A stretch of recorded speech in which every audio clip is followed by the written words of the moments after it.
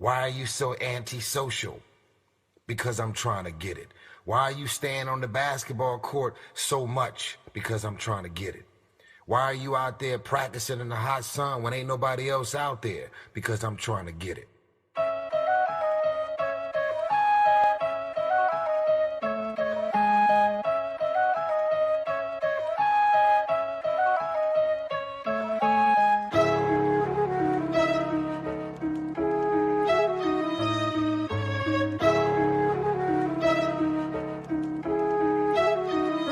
Storm.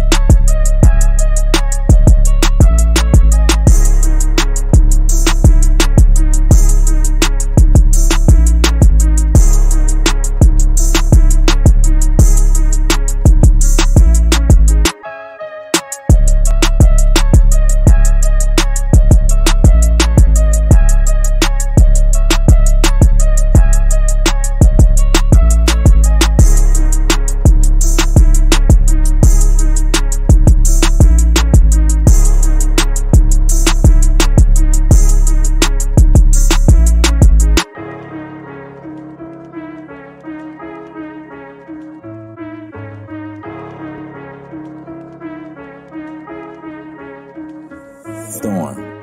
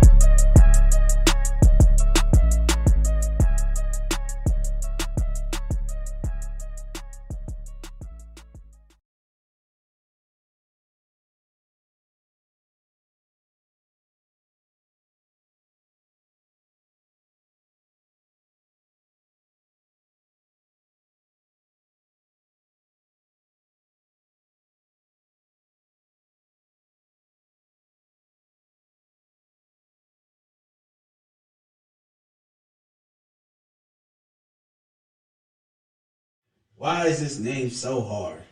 How the fuck did you come up with this name, Yeet? I'm not gonna lie, it was kind of just like some high shit.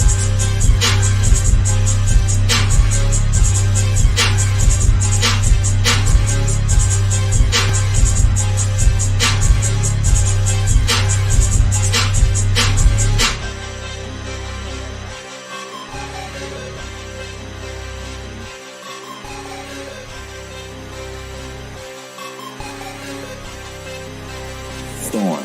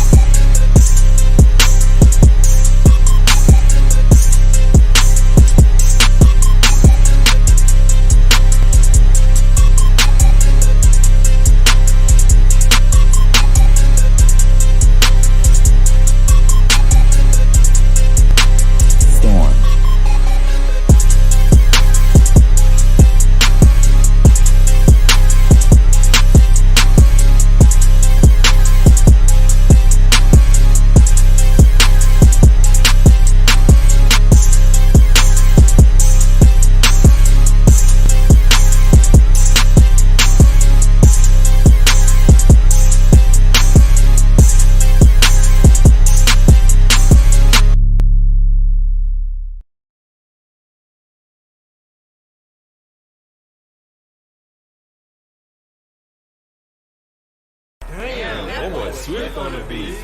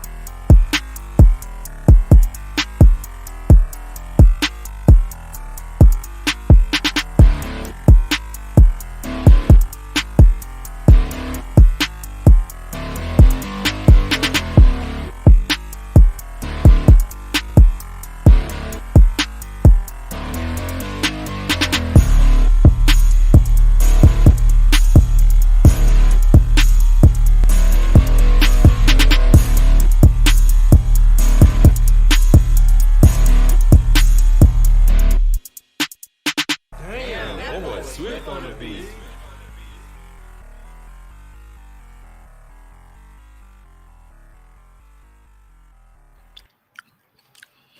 All right, man. 30 minutes, 30 seconds.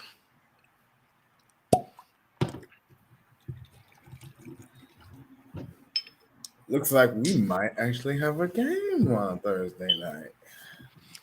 I can't watch a single second of it. Terrible.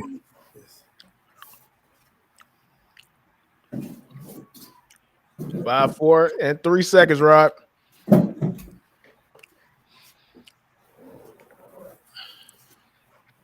Couldn't see the score. All right, man. Welcome to another episode of the Phin, Outta, NFL Dolphins podcast. I am your host with the most, B. Herbo. I got my brother from another Rod man in the building. As usual, you know how we do it. Every Thursday, live stream the Thursday night football game, and we are here again. Cardinals, Saints. Let's get it, man. But before you go ahead and sit down and get comfortable, I need you to like the page. I need you to subscribe to the YouTube channel. I need you to help build this community, man. Look down right there. You see all of our socials, man. Couch Bros Network YouTube channel, the Couch Bros Pod on Facebook. Rod, what is the IG page? Couch Bros Network. Hey, go ahead. Like, comment, subscribe. We want this community to grow. We want to put this conversation in the power of the people. That is y'all. Y'all can't help unless y'all help us, and we could grow together, man. But with that said, Rod, how you feeling today, baby? Feeling pretty good, man. It looks now. Don't hold me. But Don't hold you to it. Don't hold you. It looks like we might have a decent Thursday night game after these last few weeks. It's like miserable football on Thursday nights. But 7-3 so far. I mean, it's damn near almost tied up to the other games in the first quarter, which is crazy because the other game was 12-9. So that is what, 21 points or 12-9? Yeah, 21 points. And then what was the other game? 12-7. 12-7. Just two slobber knockers, bro. Yeah. That's what we got. Yeah, so this might be over both of those two games combined, which would be hilarious, bro. If this keeps pace, man. So, Right. but how you feeling though, man? You're coming off of a loss with the Dolphins. We understand that. Now, granted, you were on your third string quarterback, and sorry to just get right into it. I do apologize for that. But yeah, let's go ahead and get right into it because we do have a loaded show. So I'm trying to get everything one by one and knock everything out. But back to the conversation. You guys are coming off a loss, the Miami Dolphins. You had your third string quarterback in. I've never seen a team like this lose multiple quarterbacks in the same season. You were on your third string quarterback because your first string quarterback got a concussion. Then your second string quarterback tripped and fell and broke his egg and never could come back again. And then your third string quarterback got a concussion, which means your second string quarterback had to come back in the game when a game that he should have been in to begin with. But everybody got mad because your first string quarterback really had a bad concussion on national television, bro. The Dolphins. That's I'm just gonna charge it to the Dolphins, bro. So how do you feel that's about in a nutshell, the game? man. So how do you feel about the game, and how do you feel about? Well, matter of fact, let's talk about the game first, and then we'll preview. We'll go ahead and look forward to the Steelers, bro. So, recap the game. What were your thoughts on the game as a whole against the Vikings? Whew, man, the thing about the Vikings game, Herb, is that, or you know what? I can really say this about all of our games since Tua's been hurt. Even the game where he did get hurt, we've been in all these games, Herb, and we just haven't been able to come through. I want you to factor this in. We had 10 3-and-outs against the Vikings, the most that they've had in any game this season. We forced them 3-and-out 10 times in that game. Another drive, we forced them to a field goal. They only had 3 plays. So that's 11 times in a game where our defense held them to just 3 plays, dog. Now, I'd like to imagine that if Tua was in the game, we score on at minimum 3-4 of those drives in between. You know what I mean? Like, we had so many chances. And the crazy part is, it's not that Teddy or like Skyler actually was playing well up until he hurt his thumb. The Dolphins are the only team in history, dog, that could have 3 quarterbacks start 3 straight games and not finish it, dog. Only the Dolphins could do that, bro. Only the Dolphins, man. Like, it's incredible. And from what I'm seeing, it looks like McDaniel crafts a game plan specific to whichever quarterback he has, which is what a good coach does.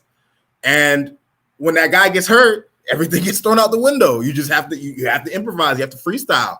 And even in that, Tyreek Hill was still able to go for 12 catches and 177 yards with Teddy and Skyler throwing to him. Waddle was still able to get 129 yards.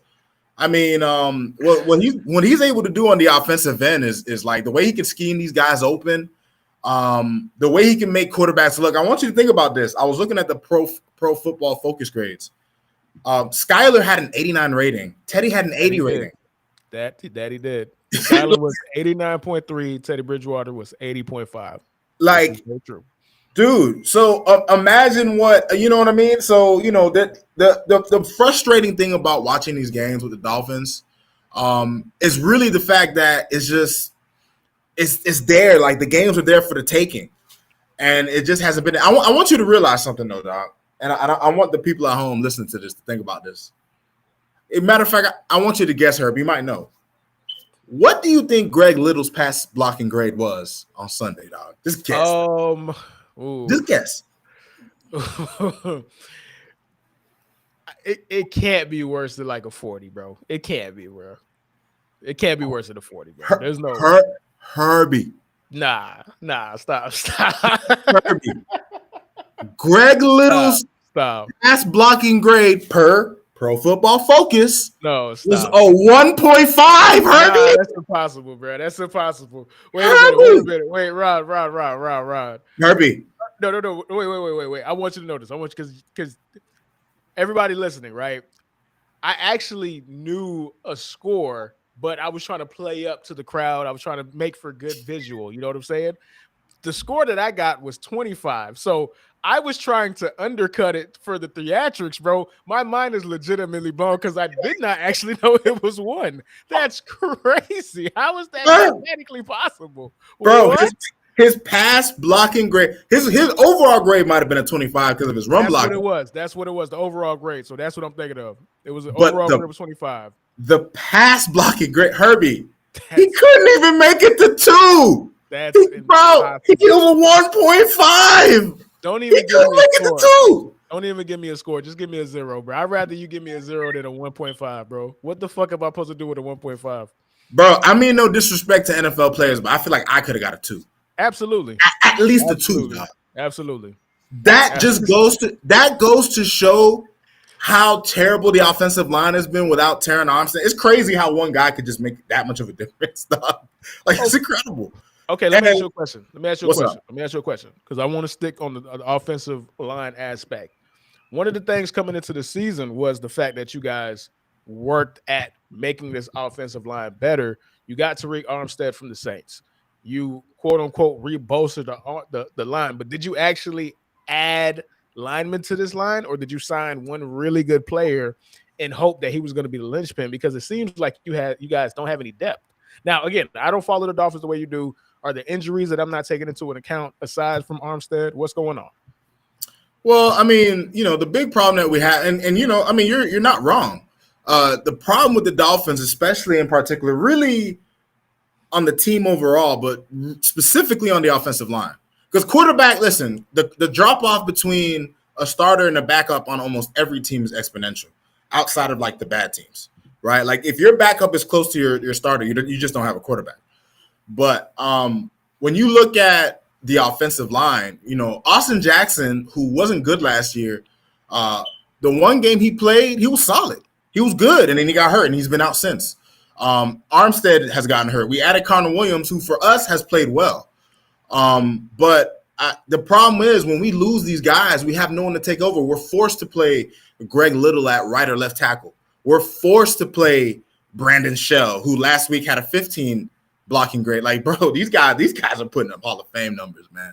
Like, dog, you know what I mean? But and of course the Dolphins are gonna latch their hope onto a guy who has never ever played a full season. So 2 of our best players on offense, Tua and Terran Armstead, have not finished seasons in God knows how long. We have to stake our hopes on guys like that. That just goes to show. But I mean, that game against the Vikings, man, it's just like, I mean, our quarterbacks, we averaged 9 yards per attempt, bro. Yeah. Like they had 10 punts, man. And we couldn't do anything until and it just goes back to the same thing as the Jets game. Self-inflicted wounds. We were driving down 10-17. Waddle has an inexplicable fumble.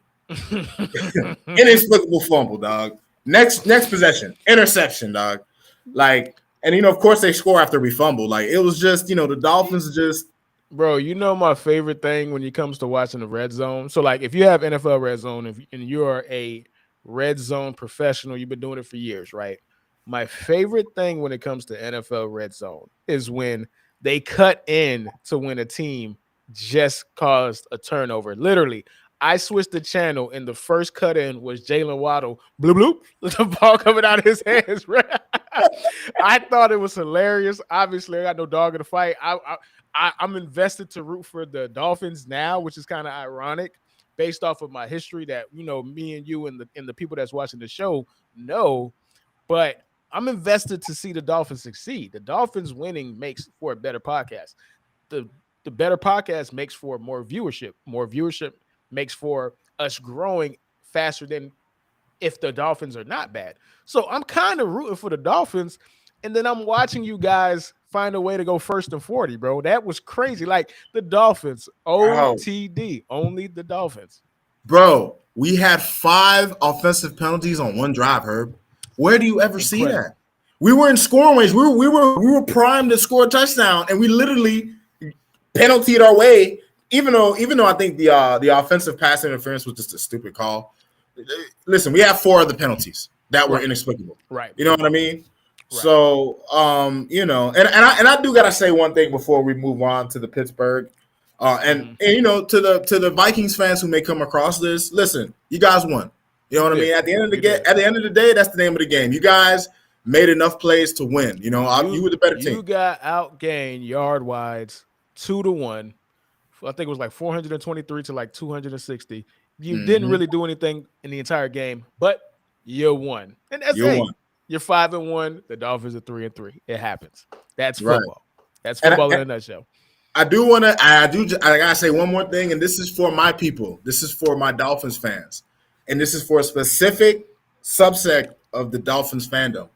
For all you Tua guys who are just for whatever reason, oh, he's a noodle arm. Oh, Tua sucks. Oh, we could do better than Tua. Anybody could be good with those weapons. Where y'all at? Wait, okay, Rod. Y'all put up 423 yards with two different quarterbacks, bro. Like, I get what you're saying, but Tyreek Hill had 177 yards. Listen.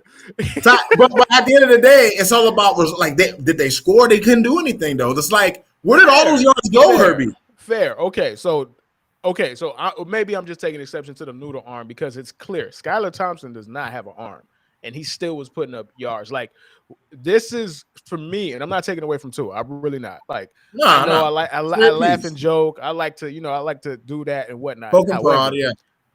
Mike McDaniels is literally doing something we have never seen. Tyreek Hill is on pace to break Calvin Johnson's yards receiving in the season record. He's on pace to do that. Like, dude, he has more receiving yards than any Dolphin in our history. Like, through 6 games, throughout the history, we had Dan Marino throwing to guys like Mark Duper and Mark Clayton. Mm-hmm. And Tyreek Hill, through the first 6 games of this season, half of those games, essentially, without a starting quarterback, has the most receiving yards in our franchise history. Yeah, incredible. And I don't want this season because it's looking like you guys are going to fulfill your prophecy, which is to finish around 500. Just hover around 500. Like the prophecy will be fulfilled again. You know what I'm saying? I just don't want that to get lost on Mike McDaniels. But you mentioned the Steelers, so let's go ahead and move the conversation over there. I'm not going to say this is a make or break type of deal because the AFC isn't that strong, so you don't need to have an overwhelming record because I'm comfortable in saying the Dolphins are not winning the division, so I can say that. However, this ain't 2 or 3 years ago where you need at least 10 or 11 wins to get into to make the playoffs. Ravens are down, the Bengals are very beatable, the Steelers are terrible. Other than the Chiefs and the Bills, bro, there's no team that you could say, okay, yeah, I could bank my what's it called it on. So yeah, you don't trust anybody. Yeah, you don't trust anybody. Yeah, so I say all of that to say this. You don't have to win this game. But as a 7.5-point favorite and a negative 340 as a money line favorite, which is an overwhelming money line if you know about betting, you better kind of win this game, even with the whole shit you guys got going on with the quarterbacks, because the Steelers aren't good, and Mitch Trubisky is most likely going to start this game. So, I was reading that Kenny Pickett was going to start. I thought he had a concussion, so they just only let the Dolphins players get concussions and not come back, bro. All right, cool, whatever. Yeah, Kenny Pickett had full participation in practice. Oh yeah, never mind. It only applies to us. Yeah, it only applies to us, Herb. Teddy Bridgewater hit his elbow and they didn't let that nigga play, bro. Come on, bro. What are we doing here, man? They're just trying to punish us, dog. We're the bad kid. The Dolphins are the bad kid. We always get in trouble. So that's what the NFL is gonna do. They're gonna do all their new concussion protocol crap on us. And the Steelers, he had a concussion on this. He's probably gonna play. Yeah, okay. All right, so I take that back. Either way, you guys are a 7.5-point favorite. You better win. It's not a must win. It's a you better win. So what are you looking forward to seeing from your team going into this game, Rodney? Well, for starters, I mean, we're supposed to get 2 key cogs to the offense back, Tua and Armstead, the 2 guys who are the most injury prone out of our best bunch of players. We get those guys back. And you look, the Steelers right now, they're riding high because they just completely gobsmacked the Bucs. Like it's crazy because you would have never expected like the Bucs to lose to the Steelers, but that's the beauty of football.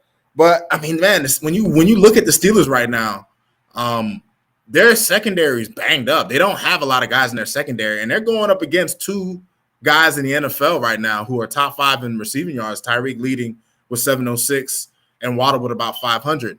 So, man, and you got Tua coming back. The line should be a little stronger. And defensively, the Dolphins have shown flashes, man. Jalen Phillips last week, he came alive, man. He was a problem for the Vikings offensive line. You look at Xavier Howard, he's playing, he's going to be healthy.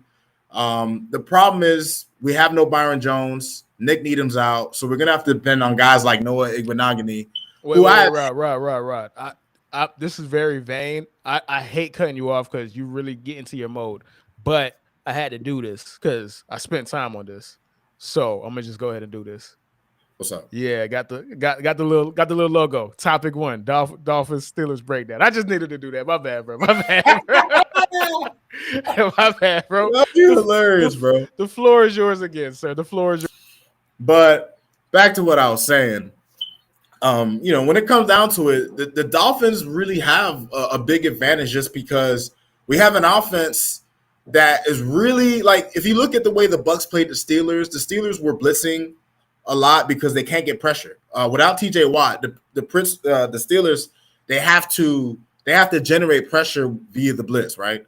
And when it comes down to it, the Dolphins offense, Mike McDaniel is the king of motions. As a matter of fact, the Dolphins run motions and shifts 84% of the time, which is 9% above the 2 next teams, which is the 49ers and the Chiefs.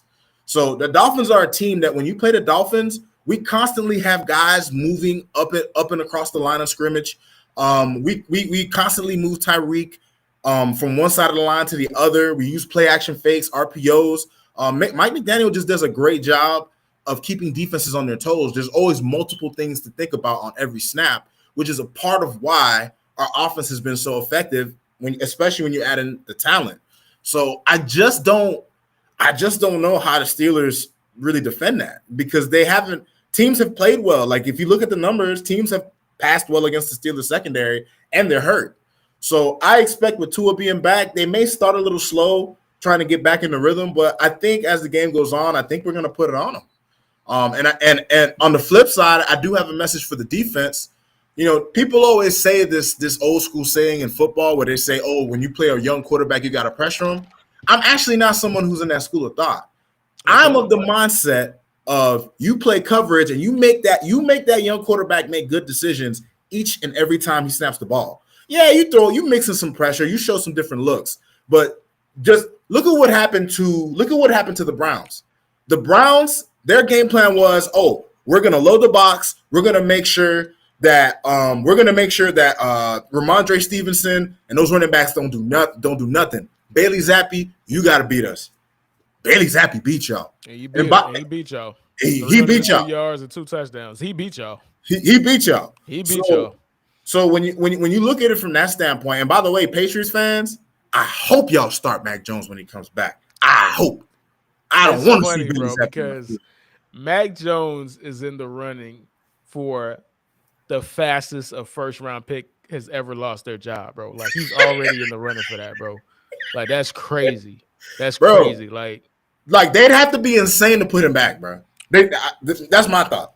They have to be. I know they might do it, but you know who's insane? Okay, speaking of insanity, speaking of the AFC East, ironic, right? Insanity is the Jets putting Zach Wilson back over Joe Flacco. So there's so much money. There's so much money. Remember, he's the 15 overall pick. Right. That's not top 10. That's not top 5. But that means that out of 252 other people that were draft eligible, you chose Mac Jones. So I can't see them going to Billy Zappi, bro. The money is different. This isn't Drew Bledsoe, Tom Brady, where actually I take that back because Drew Bledsoe got a $100 million deal and Tom Brady took that nigga lunch. But Drew Bledsoe played for years. You knew what Drew Bledsoe ultimately was, right? So even then, that's still not comparable. This man has only played a year and 2 games in the NFL. Even though we all know what Mac Jones is, you can't really say you know what Mac Jones is. That's fair. It's true. Right. It's But fair. again, I don't want to get caught up on that because it's about Dolphins and Steelers. So the floor is back is yours, sir. Yeah, so basically this is my plea to the defense. The Dolphins we have a defense that's very aggressive, and I just think, especially when you consider we don't have all our horses in the secondary, and particularly our cornerback. I mean, who we're gonna have out there? We're gonna have Xavier Howard out there, who he's still one of the better cornerbacks in the league. But then you got Noah, who had his first decent game ever. He actually almost had 2 picks, which like blew my mind. I was like, wow. Noah Igbenogany is actually capable of making plays. I was ready to ship this guy for a 7th round pick, man. But I mean, how much do you trust him? You know what I mean? So, I think our defense, especially if they're playing Kenny Pickett or Trubisky, really either or. Trubisky, part of the reason why the Bucs got upset was because the Bucs were blitzing a lot, and Trubisky, for whatever reason, as bad of a quarterback as he is, he's actually pretty decent against the blitz. And which is hilarious. Ironic. So I just hope that the Dolphins don't get into this mode of, let's go cover 0. Let's try to confuse the rookie. Like, nah, make him play coverage. Make him make good decisions, dog. Make Kenny Pickett push him down the field. You know what I mean? And those are my thoughts.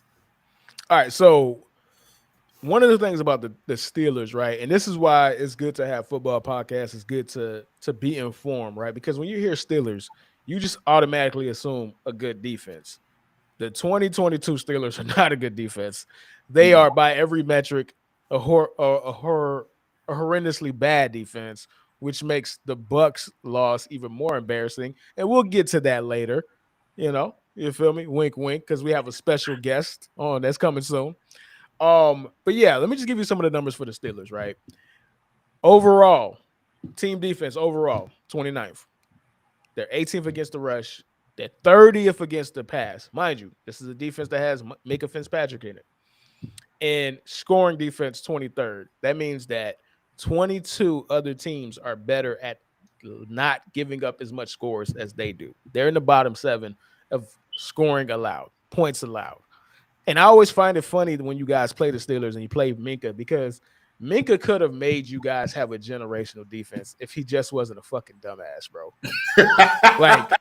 like, dude, like, see it through. Like, was Brian Flores that unbearable, bro? Like, oh man, and you know what? I'm glad you brought that up because Brian Flores is on the Steelers staff. He's on the Steelers staff. Yes, this is so. You listen. You never know how these games are gonna go, but for Tua's sake, I hope Tua, Tyreek, Waddle, I hope them boys put it on the Steelers, dog. Because Brian Flores put that man through unnecessary amounts of BS. And I was watching an interview with Ryan Fitzpatrick. I think it might have been Rich Eisen he was talking to, and it probably was because I saw him recently on YouTube on an interview with Rich Eisen. So it most likely was Rich Eisen. And he was, Rich, asked him about, the things that went on in Miami and how Tua's first year was and whatnot. And like, you could just tell by the way Fitzpatrick was talking the situation, like he ain't fuck with Flores. He thought he was a dude. You could tell like a lot of the guys who talk about him who were in Miami, Gesicki, all these guys, they were not a fan of this guy. They were not a fan of this guy at all. And it just speaks volumes, just the difference that a coach can make to players and how well they can develop and succeed. Because a lot of our players on offense, except for Liam Eichenberg is the personification of if being good in college is not the same as being good in the NFL as a person. Because Liam Eichenberg is terrible, bro. I had high hopes for him, bro, because he was really good in college, bro. But I digress.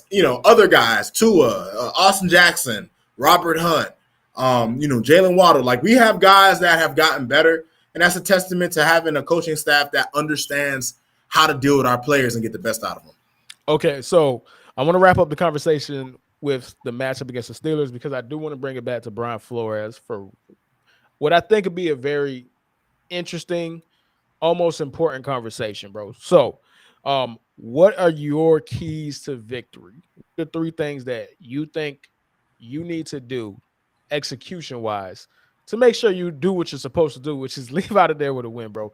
You guys cannot lose to the fucking Steelers. Oops. You guys can lose to the effing Steelers, bro. At home. On prime time. So the number one thing I gotta start with is protect Tua. And also, it's not just the offensive line. I want Tua to protect Tua. I don't care if Tua throws the ball away and somebody's wide open downfield. I want him to get into the habit of protecting himself because people want to listen. Our offensive line has been good these past couple weeks, but in the game that he got hurt, he had 5 seconds to do something with the ball, and he didn't do anything. So Tua, and it's funny because Mike McDaniel this week he stressed in practice, and he told the beat reporters and whatnot. He told the media. He said, they've been telling Tua like, dude, you can't make it. Sometimes the play isn't there. Throw it away. Throw it away. Throw it away. Bro, his little brother just got hurt, bro. Like I get it. It's ingrained in you.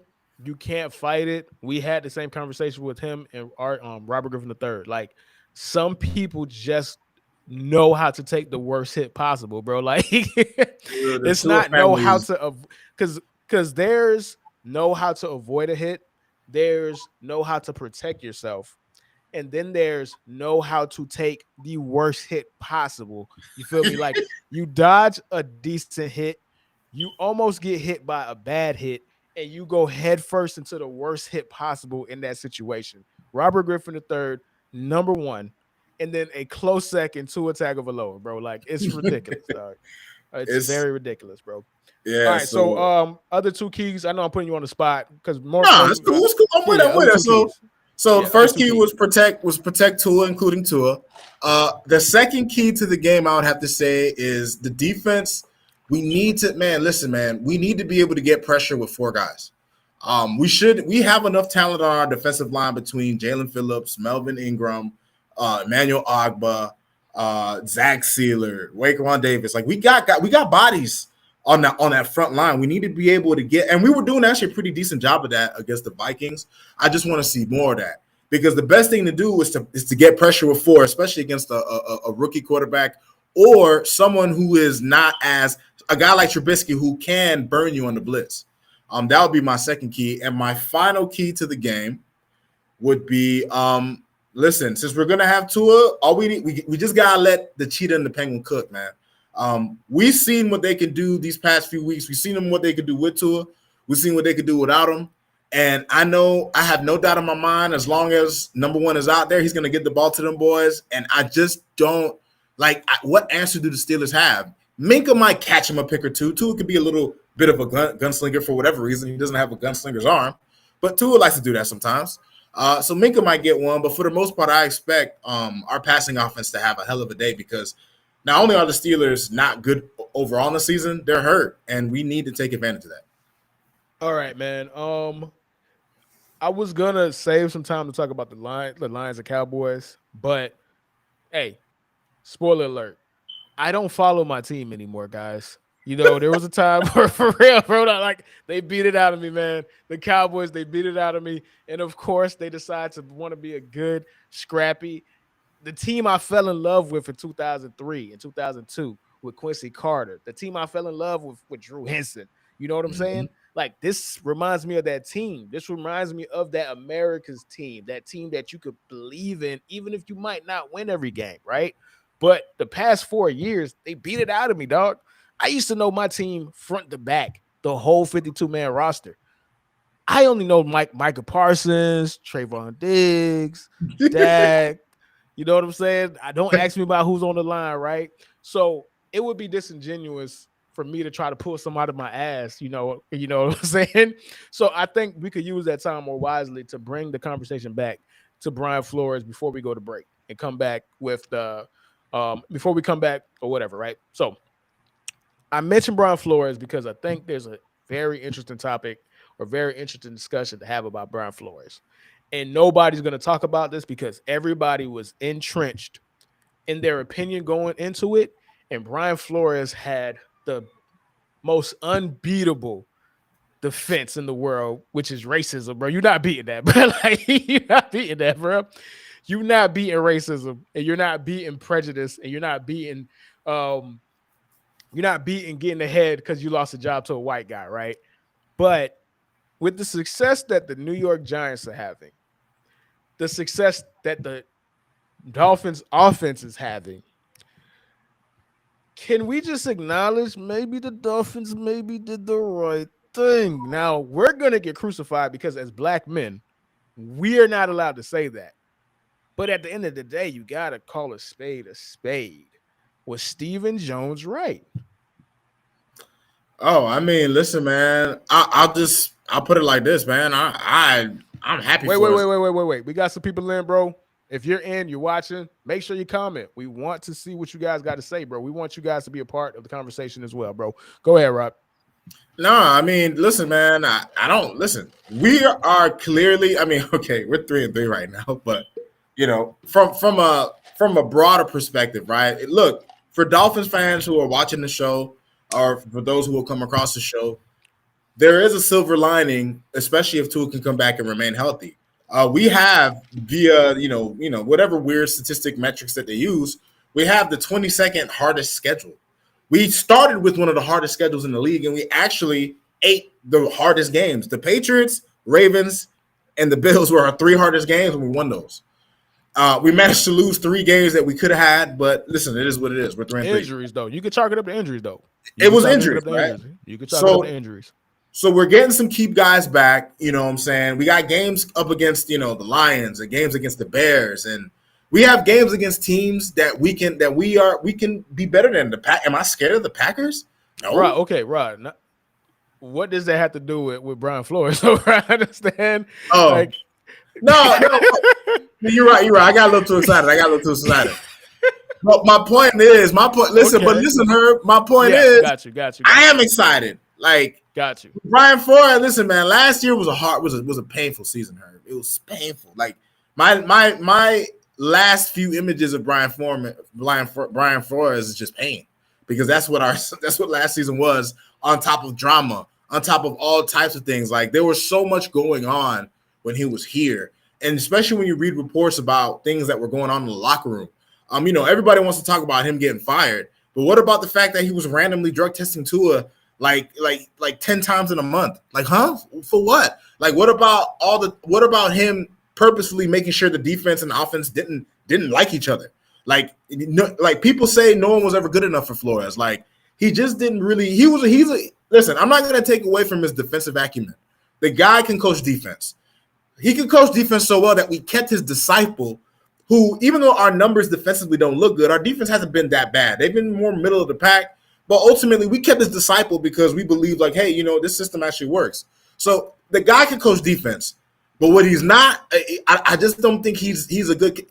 He falls under the same thing that all the Belichick guys are. They all these Belichick guys go into an organization that think they can be Belichick, and that's what you get with a guy like that. And guys like that haven't had success in the NFL. You can't think of a guy. If they had success, it was minimal. Look at Josh McDaniels right now. He left Daddy's lap, and the Raiders are what, 1-4? A team that has Devontae Adams, arguably the best receiver in football. He was the best receiver in football last year, one of the best this year. Derek Carr, who's been a top 10 quarterback MVP candidate in the past, and you can't do Hunter Renfrow. You got Hunter Renfrow and Devontae Adams running into each other, bro. That's what Belichick disciples get you. So, look, when it comes to Flores, man, sayonara, bro. I don't feel bad at all. Right. And the reason why I brought up Brian Flores, because, like I said, going back to the start of the conversation, he had a built-in defense that you cannot fight. You can't fight prejudice against a black coach. But when you actually look at the alleged facts, and you actually look at how all the Dolphin players talk about him now that he's gone, nobody liked him. And a lot of the reports that a lot of people in the media try to downplay was the fact that he was an asshole. No, this dude was a generational asshole, bro. We've never seen anything like him. You know what I'm saying? Allegedly, right? Like, Tua, forget what you think about Tua Tagovailoa as a football player, bro. As a man, have you seen a nicer quarterback in your life? Just a good person, bro. Why are you messing with that guy, bro? Like, what did you get out of that? Bro, when Tua's at the podium, you just want to pinch the nigga on the cheek, man. Like, I swear to God. And Brian Flores hated his guts. Like, there was something about Tua that kept Brian Flores up at night. It was like, I hate him. And I don't know. I don't know what it was, bro. Bro, Herb, you got Same Go thing, ahead, no, go ahead. because I got people watching, because there's a lot of backstory that people might be watching, might not know. Got you. Remember, Brian Flores' first year, Minka Fitzpatrick's lasted 6 games. Your first round pick. The next year was like, I don't want to play for that dude. You lost somebody who became an all-pro safety because of that man. And I think all of that got lost because everybody just saw black man got fired from a white-owned organization, and everybody was out to get him. And he didn't want to play. He didn't want to play nice with the fact that Stephen Ross wanted to get Tom Brady. Why would you not want to get Tom Brady? I got to remember not to curse, but why would you not want to get Tom Brady? It's Tom Brady. Cool, whatever, fine, whatever. Cool. But why would you make it to the point where your players hate you, to the point where a all-pro safety, that's an asset. We are in a passing league, and you guys traded an all-pro safety that you got in the first round in the top half of the league 4 games into his second year because of one man. Stephen Ross was right. And he's suspended for a year because he was right, bro. And I just find that to be crazy. Maybe I'm looking into it a little deep. Maybe we're not looking into it deep enough. But because everybody was dug their heels on the fact that Brian Flores was wrong, no matter what he did to get himself fired, we made the conversation, we made the narrative that he got wronged because he was trying to do right. He didn't want to tank. He didn't want to do this or this or this or that. We made him a hero when he was a tyrant the entire time. Yeah. Dude. And the guy straight up told Tua, like, yo, I want Deshaun. He told him, like, I want him. Like, we're looking to trade you. I just gonna be upfront with you. That's what he did. This is the hero that they tried to make Brian Flores. Brian Flores did not care about those 24 lawsuits against the women that Deshaun Watson allegedly assaulted. He didn't care about that. That's the hero that y'all want to make out to be a hero because he was a person of color at a position that doesn't normally go to people of color. And I get it. I understand it. But seeing Mike McDaniels transform the offense, seeing you guys have a top 8 offense right now, seeing the joy and happiness that grown men have because he's gone, bro. Like, what is there to talk about anymore, bro? Well, Herb, like what often happens in the media, right? Like there is the story that we see that the reporters give us, right? The big splash, and then there's everything that happens. I've seen so many accounts of people who had things happen to them where you read the media story or you see it on the news, and then when you speak to those people, they're just like, that's not how it happened. They just took bits and snippets and they manipulated it. And that's all it was. Like, no one cared about the actual facts or the truth.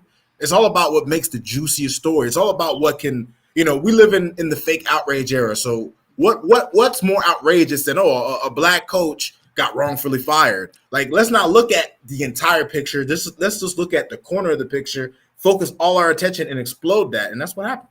That's what happened, man. So with that, though, we're going to go ahead and take a quick break, or a decent break. You know what I'm saying? But we will be right back. You know what I'm saying? And to check in, back. The check-in live score update, Saints are up 14-6, and the Saints should be up more, but Andy Dalton threw a pick in the end zone. It doesn't matter because Cliff Kingsbury is the worst head coach other than Daniel Hackett, bro. He's absolute awful. He's got to, bro, Herb, he's got to go. I can't wait, bro. I can't wait. I can't wait to get his slug ass up out of her. I can't wait. I can't wait, man. And here's the funny thing. Before we go to break, I just want to, since we are go ahead. live streaming during the game, the Cardinals, what they were known for prior to this season was, they start hot and then they fizzle out. Well, what happens if you don't start hot? There's no fizzling out this year. This is a full-blown shipwreck, dog. This is the Titanic, bro. Absolutely. And it's sinking. It's sinking, man. Absolutely, man. So with that, man, we'll be right back. See y'all in a little bit. Nerd.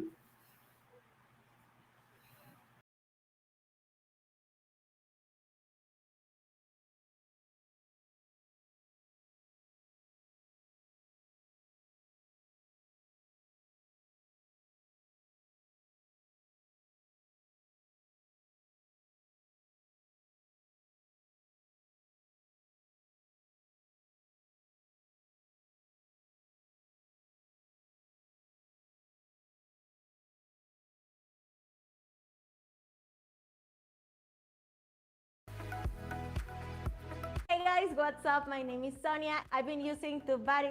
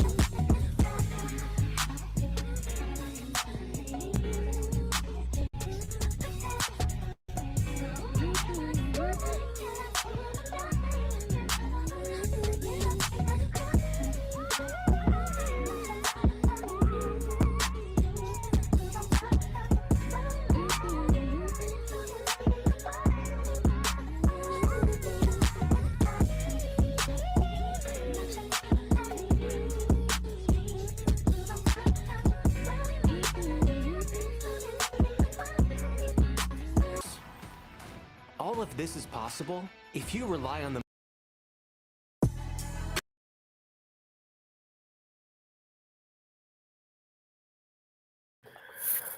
All right, man. Welcome back. Welcome to the show. Welcome back to the show. Welcome back to the show. All right, so we're on the second half of the show. So we're gonna switch it up a little bit. And as you can see, we are in a 3-man stream, a 3-cam. Of course, it's B Herbo. Of course, it's Rob Man. But we got our good homie making his return from the pod that you saw last week. G Mob. Round of applause for G Mob. Round of applause for G Mob back in the building. What's going on, fellas? What's going on, man? Nice to be back. G-Mob, I want to say that I'm a good friend and I love your company and I wanted you back because, you know, you my dog for years, a decade now. But I really just wanted to have you back so we could talk shit about the Bucks. Let's go, Rob. Let's get it.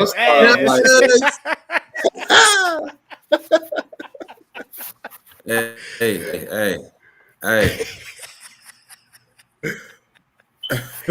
Hey, what you doing? Some sage? I got some sage. Some sage for the Bucks, bro. You got some sage ready for the Bucks? Yeah. Loco, G-Bob, Pappy, my man. What's going on, bro? You talk to me, bro. This is a safe space, man. Let it out, man. You had the floor is yours. You could let everybody know how you feel about your Bucks. You know, it was a tough loss. I mean, what was it, 20-16, if I'm not mistaken, or something like that? 20-18, I think it was. 20-18. Look. Go ahead, man. Shit happens. We lost to the Giants, bro, last year. I ain't worried. Once again. So I don't know what you want me to say outside of we get Ryan Jensen back this week. More protection. Brady ain't got to cuss nobody out no more. And a pissed off Brady don't lose. Hey, okay. So let's keep going on a win streak. I said it here first. We could discuss that, but there's a more important question that needs to be asked, bro.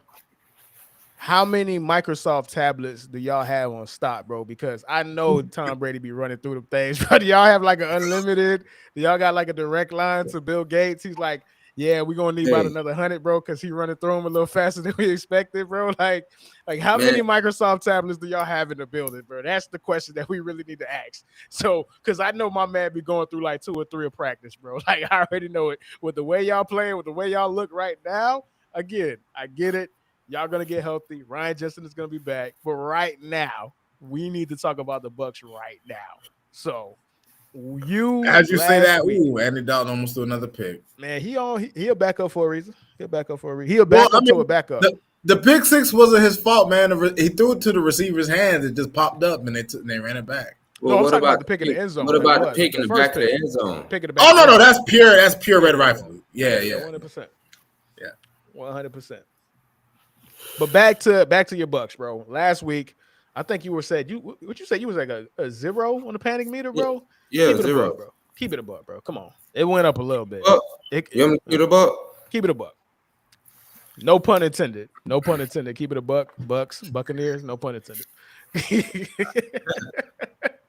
No, for real. I'm still not worried. See, the question is I feel like the real question should be more of how far do I think we're gonna go with this Bucks team? Not am I worried? I'm not worried. Like it's my Bucks. We're gonna ride or die. We're gonna eat W's. Hey, I don't know who was, but it's not what Jameis did when he put the whole W in his mouth. It was one specific teammate that looked at him like, bro, what this nigga got going on, bro? What this man doing, bro? He tripping. And that was my favorite part to reference the great Jameis Winston's. Yeah, I'm gonna eat a W, bro. But oh my God, the Cardinals just got another defensive turnover and ran the back for a touchdown. That's crazy. Herb, I think they outscored the last two games, like you said. Yeah, of course. If that was a bet, you would have hit, bro. Yeah, of course, man. Of course. I'm pretty sure on some betting site that was a bet, man. But back to the Bucks, though. Back to the Bucks because I'm not that worried about my team, man. Like, okay. All jokes aside, I'm really not worried about the team. Only because, for one, it's technically we ain't even got halfway through the season. We're just not starting to get our O-line back together. A Brady with time, he'll find anybody. He'll find you on the couch. Listen, we are the Couch Bros. I will be on the couch. If he gonna find me, he will find me on the couch, man. So you said Brady, and we don't want to spend too much time on the Bucks because we actually wanted to talk about something called the legacy quarterbacks, bro, and how they're looking so far. You know what I'm saying? We are in that bridge generation. You know what I'm saying? We're all from the generation where we watched Peyton Manning, we watched Tom Brady throughout the 2000s, mid-2000s, and early 2010s. And we saw the rise of the guys that were supposed to come and replace them, even though Tom Brady does not want to give up the game. We saw the Russell Wilsons. You know what I'm saying? We saw the Andrew Lucks. Shit, I can't forget about Drew Brees. My bad. He's a part of that legacy generation as well. We're seeing it get fast tracked because, and Phillip Rivers, like there's a lot of dudes that we saw. Ben Roethlisberger, Eli Manning, like there were so many people in that generation that we watched, and one, Tom Brady outlasted all of them, which is out of control, out of control, and B, we're similar to how me, you, and Rod Man were all of that generation where we knew what it was like to not have cell phones. We knew what it was like to not have internet. We knew what it was like to just be outside versus being adjusted to the tech-savvy world that these younger generation kids could never even imagine. They don't know about dial-up. They don't know about having minutes on your cell phone. They don't know about you getting free minutes after 7 o'clock, right? Like, we have been spoiled because we saw the old school way of quarterbacking, the almost new school way of quarterbacking, and what quarterbacking is right now. And we have been a part of it all, right? And I say that to say this. We're at a point where we're watching the guys we grew up with, the guys we aged with, the guys in our age group, the guys that we're going to tell our grandkids and their grandkids about. We're watching them dudes suck right now, bro. And it's kind of crazy because I didn't see it happening. I didn't foresee it. I never prepared myself mentally for that day, and we're there, bro. So how do you feel about that? How do you feel about that, G-Bob? Honestly, I just think that it's strange, like you said, these quarterbacks that normally throw 2-3 touchdowns a game. Right now, they only got 6 and 8 touchdowns, 9 touchdowns. I feel that's crazy. QBR rating in the bottom half of the quarterbacks. Like, we got some horrible starting quarterbacks right now. And the legacy quarterbacks, some of them in the bottom half in QBR. That's not good. So right now, I don't know if defenses is just stepping up, but we're just getting bad quarterback play. No offensive lineman. I don't know what it is, but the numbers don't lie. That's all I'm gonna say. Rod, Yo, your opinion on the legacy quarterbacks and how they're looking right now. Like, what does that mean to you?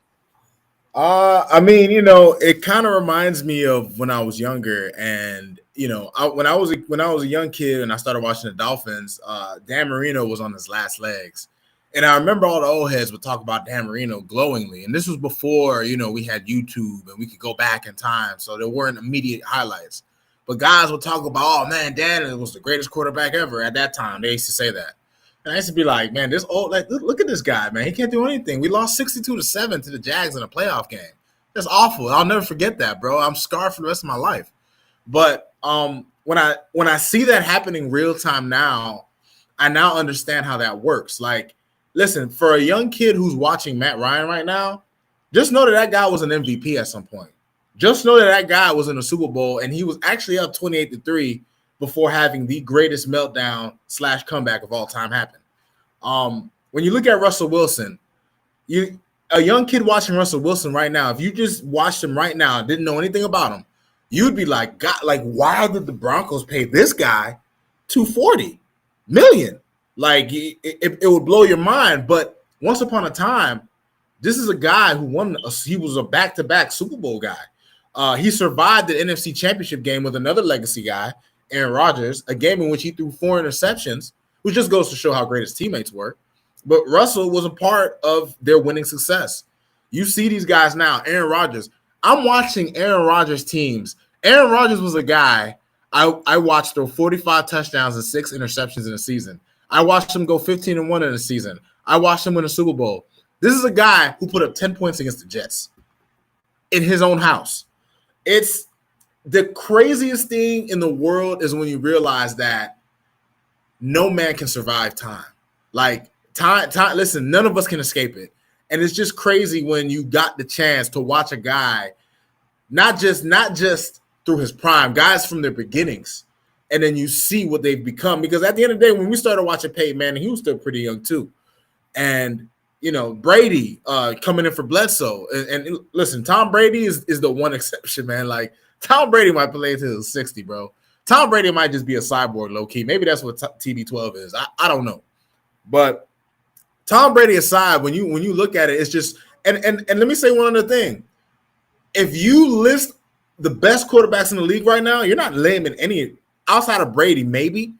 And that's if you're going off of his past few seasons with the Bucs. This year, you're not labeling any of the legacy guys like top 3, top 4. Like, the young Bucs are taking over. We have Mahomes, we have Josh Allen, we have Lamar Jackson, we have Justin Herbert.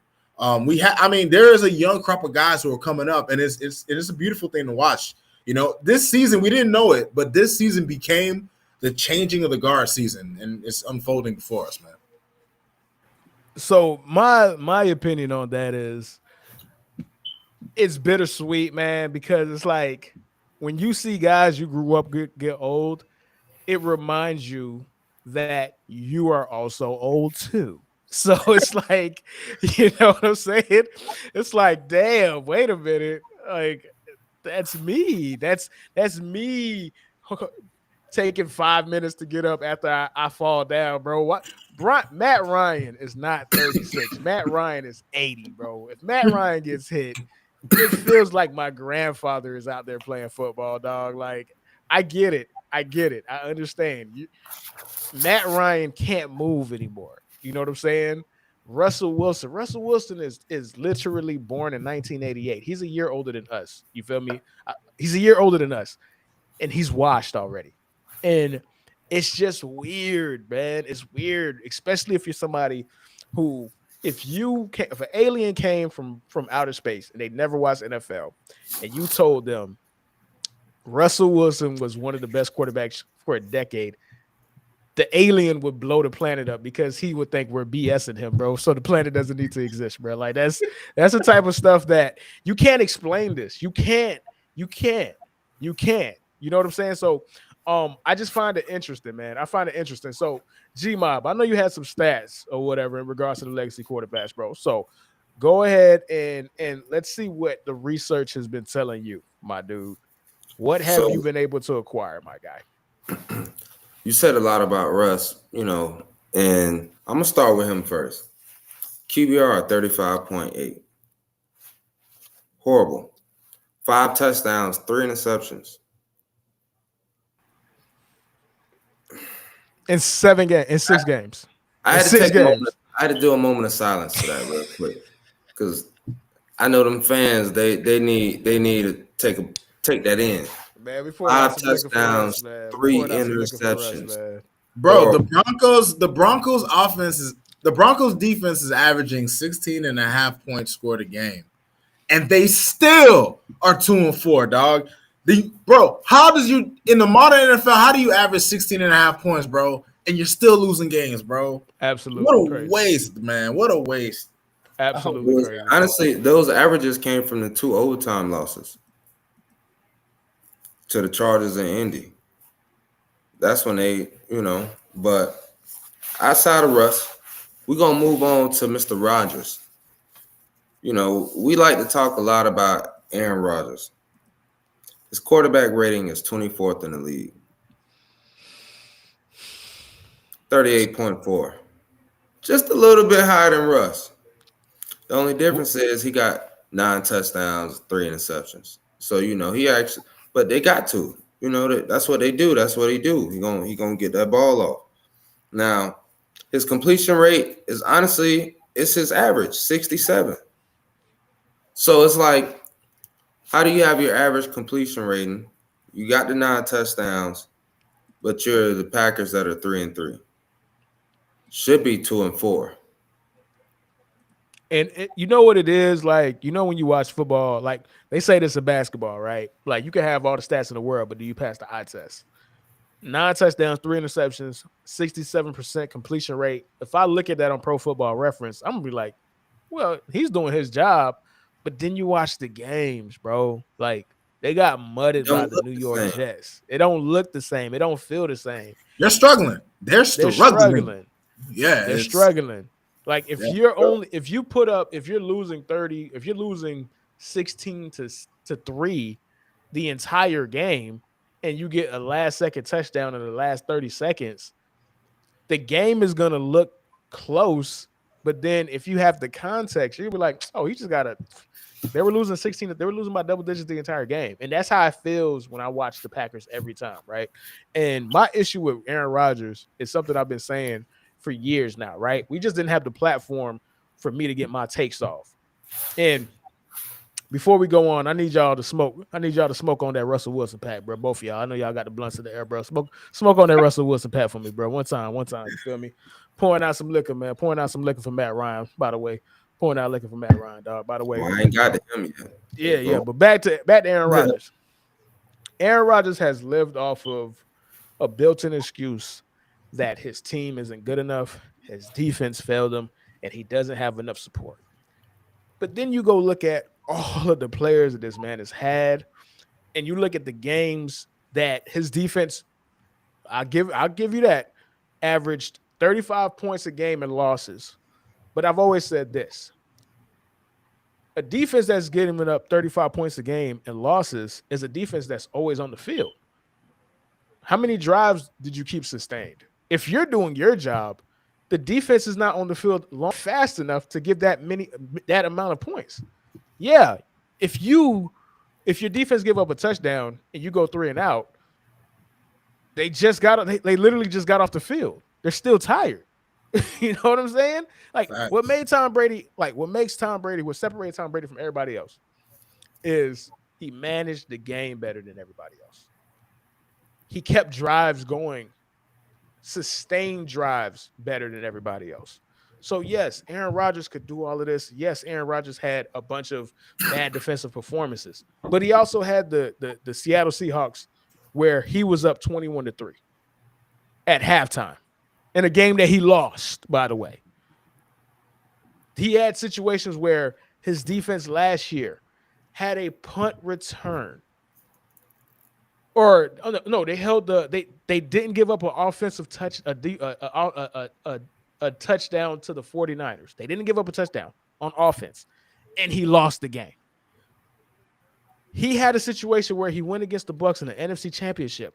In the second half, his defense got him 3 picks in the second half, and he lost the game. So when the defense does his job, he loses. When the defense doesn't do his job, he has an excuse. And when he doesn't do his job, he never gets blamed for it until now. So even when he still looks good, the flaws in his game have been overexposed, and now everybody is starting to question him like I've been questioning him for the past 2 years. Russ, we know what Russ is. We know what it is. It finally caught up to him. Matt Ryan was always going to be like this when it went away. The one that's kind of throwing for real. It was always going to look like this with Matt Ryan, bro. It was always going to look like this. It was preordained. It was preordained, bro. But the one going back to the Bucs that I'm struggling with because I know there's a better version of what we're seeing now is Tom Brady. So, how do you feel about Tom Brady? I know you're close to this, so I'm gonna let you come in after Rod. But how do you feel about Tom Brady right now, Rod? I mean, here's what I can say about Brady, man. I spent many years hating this guy, man. When he left the Patriots, I had a sigh of relief because I didn't have to hate him anymore, right? And I still think, even though the Bucs this year have had kind of a weird season dealing with injuries, haven't played as well so far as you would expect against certain opponents. I just have this feeling. And maybe it's because it was beaten into me twice a year for damn near 20 years. And I'm still seeing the guy damn near like a one play away from going to another NFC title game. I just think, Brady's going to be Brady. Things might not be going right now good for the Bucs, but it just wouldn't surprise me if they ended up going on some kind of run, because Brady, for whatever reason, is the one guy who's saying, screw you, Father Time. So far he hasn't impressed, but a lot of the Bucs weapons were out. He's gotten some guys back, and at the end of the day, I'm really not down on Brady, man. Like, listen, 3 years ago, maybe 3 years ago, I might have said he was over with. His last season with the Patriots, I was saying, oh, he's done. Nah, man, I'm not making that mistake. I'm just gonna have to see it to believe it. And to me, it's not so much that not the Patriots, that the Bucs look. That Brady looks old. It's just the Bucs haven't really been 100%. Their chemistry hasn't been as strong as it's been in years past. They've had a lot of moving parts and things going on. I think that's just a part of them adjusting, especially now that Todd Bowles is now the one really leading the charge. So I think it's just an adjustment period. But Brady's still Brady, man. Like, I'm not gonna count that guy out, bro. I can't. G-Mob. It's Brady, baby. TB12. You already know. I'm down. I already know my boy gonna hold it down. But now, for real. Numbers don't lie. He right in the middle as far as QBR. His QBR is right at 52, but he got 8 touchdowns, 1 interception. Don't turn the ball over. That's all I say. He 5th in the league in passing yards with a little over 1,600. So, I'm just hoping that we could get that protection going when Ryan Jensen come back this weekend. Now, of course, we are playing Carolina, so I hope we should beat the dog shit out of them. But after that, we got Baltimore next Thursday. So look out. Prime time. Oh yeah, we definitely got to run it back for that one, man. So all this talk about QBs, man. I went ahead and I decided I think we should have like a QB tier list, bro, because all QBs are not created equal. The whole point of this conversation is to say that stats don't necessarily tell the whole truth, and just because you're having a good year doesn't mean that you should be in a certain tier with other quarterbacks who their stats might not reflect, or their stats might not say that they're as good as XQB is to YQB, right? So we the bros, We the Bookie Boys. We the Phin Outta Water NFL podcast, bro. We have our own thing. You feel me? We do it our own way. You know what I'm saying? You feel me? So I present to you, my guys, the Phin Outta Water QB tier list through 6 weeks, man. Are y'all boys excited, man? Y'all excited, man? Oh, I'm with it, man. All right, man. So let's go ahead and get it right. You feel me? So let me go ahead and stop sharing that bad boy and get on with it. Doop doop doop doop doop doop doop doop doop doop doop doop doop doop doop doop doop doop doop doop. Give me a second. All right, I'm trying to get it right. I'm ready, man. No, I'm ready too. Hold on. I'm trying to get the thing. I'm trying to get the bada bing. There we go. All right, man. So we got the QB tier list. And let me go ahead and get it right now, man. So we got the QB tier list, man. Our tier list, as you can see, it's not like everybody else's tier list. We have our own tier list. We have elite. We have got that dog in him. We have he's good, but Jag, just another guy, trash, and our special tier reserved from the people who are committing crimes against football should be arrested, bro. So we're gonna go from starting with Carson Wentz, ending with Mac Jones, man. The way we're gonna play it is everybody's gonna pick where we want to put this specific person, right? If one person disagrees, it's gonna go to a vote. And the final vote is what's gonna determine where that person is placed, bro. So Carson Wentz. I mean, he should be arrested. I mean, come on, guys. We don't even got to talk about that one, right? He should be arrested, right? Hey, put the handcuffs on him right now, man. Take him away. Take him away, man. Put him in Get him out here. All right, so let's get him out the way. Let's just go ahead and get him out the way, bro. Should be arrested, bro. He's committed crimes against football players and us as consumers every single week, man. All right, so this one is a little bit tough. Trevor Lawrence. Now, if you are familiar with the show, you know how I feel about Trevor Lawrence. I'm not the biggest fan of Trevor Lawrence. I think he's wildly overrated. However, there is merit to what he brings to a football team. So he could be pretty much anywhere in the middle. You could, if you really want, you could put him in the got that dog in him, or you could put him in Jag, which is just another guy, bro. So Herb, and again, I'm speaking for myself.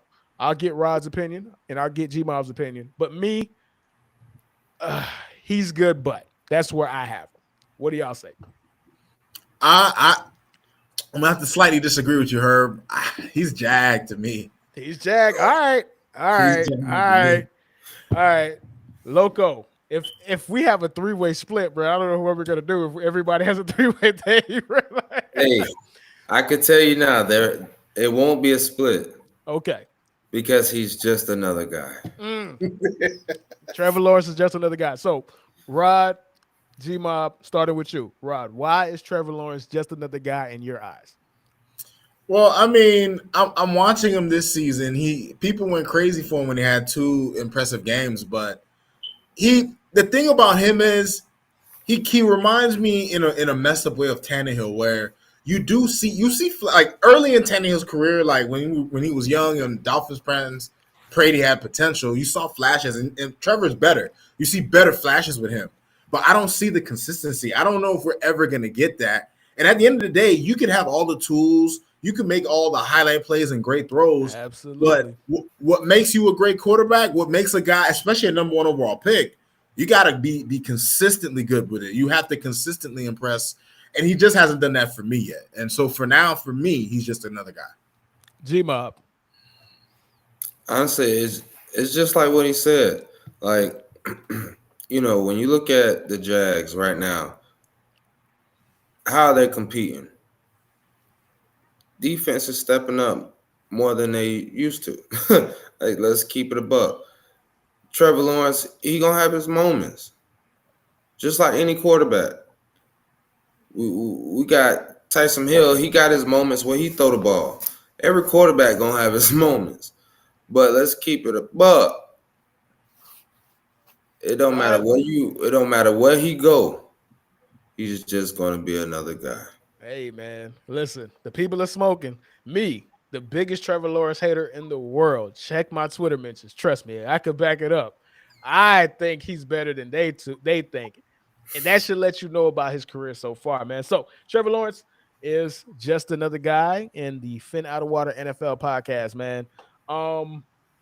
We're not going to talk about this guy, partly because one, he's not a starter. Two, I can't remember his name, bro. Oh, Drew Lock, bro. Should be arrested. He is arrested. He's doing time already. He's already doing time. He's doing time. He already in the chain gang. He's already in the chain gang. You feel me? That boy doing 25 to life. You feel me? 25. They been wrapped him up. He went to court. You feel me? He got sentenced. Yeah, he been gone, man. All right. New York Jets fans, bro. Rod, I know this is gonna be. I know this one is right up your alley, man. So I'm gonna let you take the lead on this one, man. What the hell are we doing with Zach Wilson, Mr. Rod, man? Shit, I already talked to the CEO, man. They got solitary ready for him, dog. They got solitary ready for him. They're gonna lock him in a dark room. They're gonna slide him a tray under the door, and he's gonna have contact with no one. Arrest that man. Arrest him. All right. Get him out of here. You already know. Hey, people at home know. And listen, it's a football show, but we keep it a buck here. It's always FTJ. Fuck the Jets, nigga. Arrest that man. All right, G-Bob, where you put that man? Shit. Hey, look, I'm at a loss of words. Oh my god! Good explanation there, my friend. Oh my god, man! Zach Wilson. I honestly was gonna put him at trash. I wasn't gonna say he should be arrested. It's too Me too. I got him in trash. Career, I got him in trash, man. I got him in trash. So, he belongs in either or. It doesn't matter. He belongs either. Okay, He's not in trash. I'll say this to Rod's credit, bro. I have him in trash, but I definitely got 911 on speed dial, bro, because I keep my eye on that boy, bro. I just don't trust him. It's something about him. I think I seen him outside. He likes to break in people's houses, bro. So we gonna put him in trash for now, man. Mr. Trubisky, where do we do it? Technically, he's not a starter, but he did come into the league starting, bro. So, matter of fact, man, trash. We'll just get him out of the way, man. Okay. Yeah, it ain't even no point in talking about that one, man. That's Mitch? One is huh? That's Mitch? Yeah, that's Mitch, bro. To me, Mitch shouldn't be arrested because it's not. Actually, I take that back. It is offensive when I watch him play football, bro. So yes, he should be arrested, bro. It is very offensive. I'll take that back. My bad, guys. My bad, y'all boys. We cool, right? We good, right? We good. All right, cool. All right. Yeah, he should be arrested. Yeah, for sure. Okay, this one, man. This one's kind of tough, man. Justin Fields, bro. What we doing with Justin Fields, man? He's good, but there's no way you could believe that, dog. There's no way, bro. There's no way. I'm sorry. I'm so Pap, G-Bob. I'm sorry. You know what? Everybody's entitled to your opinion, but I'm gonna ignore it. Rod with it. Well, I was gonna put him. I was gonna put him as a Jag. I mean, that's how, because I won't call him trash, because I feel like for me to feel like a nigga's trash, I have to feel like a lot of it comes from him. And he's not a doozy on the field quite yet. But man, like with the coaching staff, the offensive line, who's he throwing to? He's got a lot going against him on top of his own deficiencies. So as of now, I'll say he's just another guy, just because I feel like I can't fully put him, like I can't fully blame him for being trash, dog. All right, G-Mob, go ahead and defend your opinion, sir. No, honestly, I can't put him in front of Trevor Lawrence. I just can't. So, I give him Jag. All right, me, I have him squarely in the trash. Like he is trash, but to both of y'all's credit, especially with Rod, he is in a situation where they're not doing him any favors. However, man, he's not making that bad situation bearable at all, bro. He's adding to it, bro. But with that, I say trash, y'all say just another guy. So we'll put him in the just another guy, man. All right, man. Next up, man. Save his money. Next up, man. Tua Tagovailoa, man. Rod will save you for last because obviously there's going to be a little bit of a bias, man. So Of course, 100%. I'm going to say just another guy. I'm going to say just another guy. You know what I'm saying? I know he's had a really good season so far up into the injury, but to me, I'm not going to change my opinion, and that's not me being stubborn. I just truly believe that there's nothing that he does that's elite, in my opinion. So just another guy. G-Mob? I was gonna say he's good, but I honestly is the thing is this year there's an exception. Like, you know, he's been balling, he's been playing good ball this year. But before this, I would have gave him Jag. So because he's playing good right now, I'm gonna say he's good. But all right, Rod. I'm gonna. You got your fear, Herb, because I'm going all the way Homer pick, dog. He got that dog in him. No, come on, man. He got that dog in him. He got that dog in him, man. Come on, man. He got that dog in him. He got that dog in him. Listen, he's only played 3.5 games. But let me tell you something, dog. Let me tell you something. Out of all the quarterbacks in the league, he's had a clutch play in all the games he completed, dog. 4th and 7 against the Patriots, 3rd and 22 against the Bills, 4 touchdowns and a comeback against the Ravens, who, by the way, everybody talked about how bad their defense is. Nobody besides us has dropped more than 30 on them. Like, almost all their games are ugly. Their defense is not as bad as people made them out to be. So, look, I understand. I understand. Listen, Tua is a weird enigma kind of a player. And, Herb, I got to disagree with you. You say there's nothing that Tua is elite, but I got to tell you, and maybe the past 2 years, yeah, I could agree. But his accuracy this year is elite. I'm sorry. His accuracy?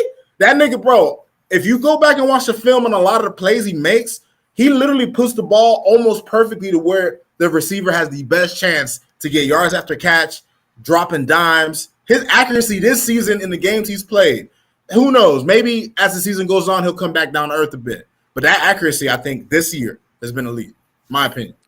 Okay, and I'm going to push back on that simply for one thing. I do think up until this point, and again, I could be completely wrong, but based off of the games I've watched, yes, his accuracy and his ball placement is really, really, really good. However, there are turnover-worthy plays in that situation. Like one of those plays where he literally threw it up for grabs to Tyreek Hill against the Ravens, it was underthrown. And Tyreek Hill, who actually, in my opinion, got that dog in him, came down with it, bro. So, again, nitpicking, it is what it is, man. The bigger problem is that we have 3 different opinions, bro. So, for that, we're going to leave that one alone, and we'll try to come back to Tua because we don't – and that's a microcosm of Tua. 3 different people. It's a Warshar's test. 3 same person, 3 different opinions, bro. So, we'll leave that alone. Next up, Patrick Mahomes, elite. Next, we ain't even got to talk about that. Yeah, that's no brainer. No brainer. All right. Next up, Matty Ice, man. And I can't call him Matty Ice no more. I'm going to call him Matty Vacation on South Beach in the middle of the summer, bro. So he is no longer Matty Ice anymore.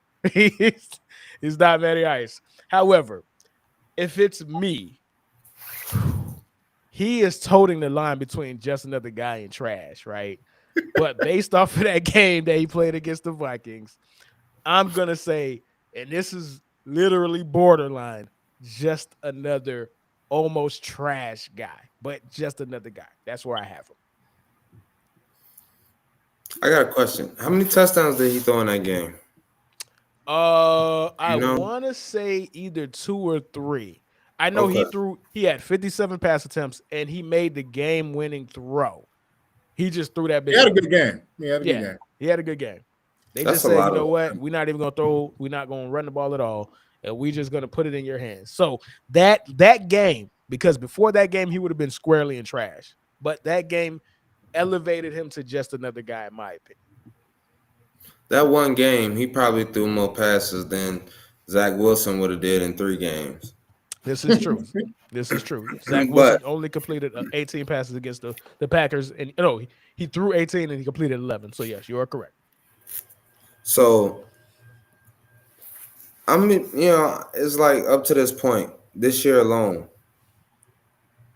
forget all the old mistakes and horrible games we've seen over the last decade of this guy. But 8 touchdowns, 7 interceptions, that's worse than just another guy. That nigga's trash. I think I sense a little NFC South bias going on here. Maybe that's just me. No, I'm talking this 8 touchdowns, 7 interceptions. And y'all, we just said in one game he threw 2 or 3 of those. He probably threw 2 or 3 picks too. That's He why did he throw a had pick. He did throw a pick, I believe. Yes, 60 he did throw a pick in passes. that game. That nigga arm was sore as hell. Absolutely. Absolutely. So I guess it's on me, huh? It is on you. It is on Yeah, you, he's sir. trash to me. So I'll say this, right? I was thinking about saying he was just another guy out of respect for what he's accomplished in the league, because he was a top 10 quarterback most of his career. But if I'm just taking this season in the vacuum, just this season, and he was a part of one of the worst games of football. He's been a part of like 2 or 3 of the worst games of football I ever seen this year. Between the way they played against the Jags, them tying against the Texans. In the history of football. And then that overtime, whatever it was against the Denver Broncos, he trashed, bro. He's trash. Matty Ice or Matt, I'm on vacation on South Beach in the summer, man. You are in the trash tier, man. All right. Next up, Sam Darnold arrested. He didn't even make it to the season, bro. So we're not even going to discuss that one, man. Is arrested, bro. I'm gonna we got to make another one. Already arrested, Right? bro. Already. Yeah, already. All right, man. This one, another Warshark test, man. Derek Carr. What we doing, Derek Carr, man? G-Mob, starting with you. See, I don't know. With Derek Carr, it's like he'll give you 300 yards passing a game. Mm-hmm. He's going to give you the yards, but he's going to make that one mistake at the worst time possible. And for that, I got to say he's just another guy. Okay. Rob, man. You know what? I was actually thinking to myself, for me, I think he falls into the category of he's good, but like he's a good quarterback, but you never really believe in Derek Carr. Yeah. You know what I mean? There's something about him because he has all the tools. I mean, the guy has like 34 fourth quarter comebacks in overtime. Like that's one of the highest in the past, several years. So like Derek Carr has his moments, but you never really believe in him. Like he's good, but he's not that guy. You know what I mean? And for me, Rod, you took it right out of my mouth. Yeah, you took it right out of my mouth, bro. Like Derek Carr, literally, I should have just made a picture of Derek Carr under he's good. He defines it. He defines it. He's good, but like Rod literally said it, and he wasn't. Rod, you weren't trying to use that as a pun. You literally said that because that's how you naturally feel. We're like, yeah, he's good, but, and that's Derek Carr to me. So Derek Carr, G-Mob thinks he's just another guy. And no, I said I misplaced him. Okay, all right, fair enough. So we all in agreement. He's good, but all right, next one. Oh, Josh Allen, elite. Next, Easy. That's all. Yeah, Easy peasy, man. Easy. Deshaun Watson arrested. Let's put that man in jail. Put that man in jail. Next. Ooh. All right, okay. All right, all jokes aside, let's actually have a discussion because I do think it'll be kind of interesting with Deshaun Watson, bro. What are we doing with Deshaun Watson? Rob, man, started with you. Well, here's the thing, Herb. We haven't seen the guy play in almost 2 years. The last time we saw him, he would have been elite. But I can't really honestly, he should be arrested, nigga. This nigga has 60 allegations, man. Nobody like that nigga, man. This man to society. He is a threat to society, man. He shouldn't be arrested because of his play like the others. He should literally be arrested. Like get this guy off the field, man. Like, I'm sorry, man. He earned that, bro.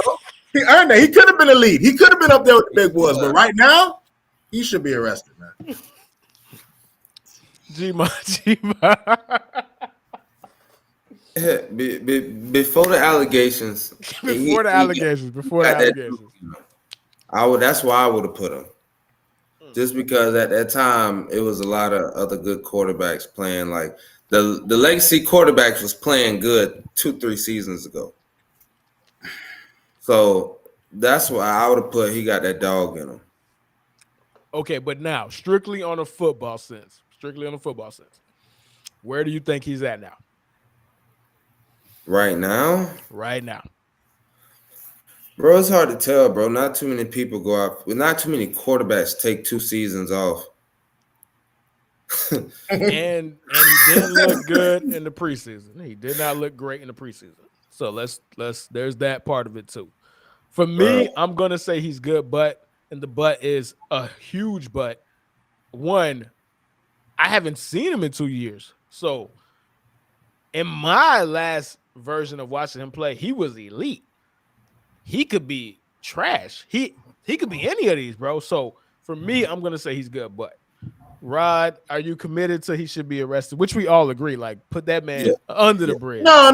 You know, Herb, if I'm being serious, he definitely falls under he's good, but if you think about if the last time he played football, if you think about that, you have to have that thought because we know what he could do, you know. Absolutely. But he should be put an asterisk. But definitely an asterisk for sure. All right, man. What we doing with Jameis, man? What we doing with Jameis? Jameis Winston, man. Mr. E to W himself. Yeah, speechless, bro. Me too. Jameis, everybody just the way he plays football leaves you speechless, bro. Look, the problem with Jameis is he's the Oprah of quarterbacks. You get a ball. You get a ball. You get a ball. Bro, like, come on. I know this. I know. Okay, so for anybody who's listening, bro, this is kind of. I'm the wrong person. Yeah, you have a unique perspective on Jameis Winston as a lifelong Buccaneers fan. So you've seen the fan of FSU fan and a Florida State fan. You've seen the highs. You've seen the Hall of Fame potential. And you see how did he get drafted potential. And sometimes in the same game. You've seen it happen in the same game. So I can hear the pain in your voice, bro, because when you're saying that, I hear the flashbacks. I hear the PTSD that you're going through just talking about Jameis right now, bro. So with all that, where do you have him, G-Mob? Where is he right now? The current version, not the person that you are familiar with, where you got the PTSD. Separate that if you can. If it's hard, I understand. But try to separate it. And where do you think he is right now? The New Orleans Saints version of Jameis Winston. Honestly, the version today, I would put him as just another guy. Okay. But from a Bucs fan standpoint, you tried us. You trash.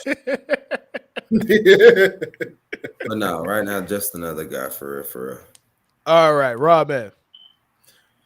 I wish there might have been one more tier, maybe a tier specific for Jameis, maybe right in between just another guy and he's good, but a tier that goes it could have been like initialed IK, which is interception king, or it could have been labeled, PK, pick king. Whatever the case may be, it's like Jameis, I guess he is just another guy, but like if he didn't think about this, dog. He had a season where he did throw 33 touchdowns and 30 interceptions, dog. Mm-hmm. Like if he cuts those interceptions in half, that's a pretty damn good year. Mm-hmm. But the guy throws 30 picks, man. Like I mean, he really should be in trash because, especially this season, I think you know what? Jameis, dog, you trash, bro. I'm sorry. Trash, man. You trash. Whew. Okay, so the funny thing about it is when I watch Jameis play, he is just another guy. But the way that they have to game plan for Jameis, they're afraid that Jameis might do something ridiculous. Like he's a trash quarterback, bro. So I gotta say that he's trash. When your coaches are afraid of you because they don't know what you could do, so they only call plays that minimize the amount of risk possible, bro. You can still do anything, bro. Anything is possible with Jameis, bro. You have to be trash. Again, his play on the field is just another guy worthy.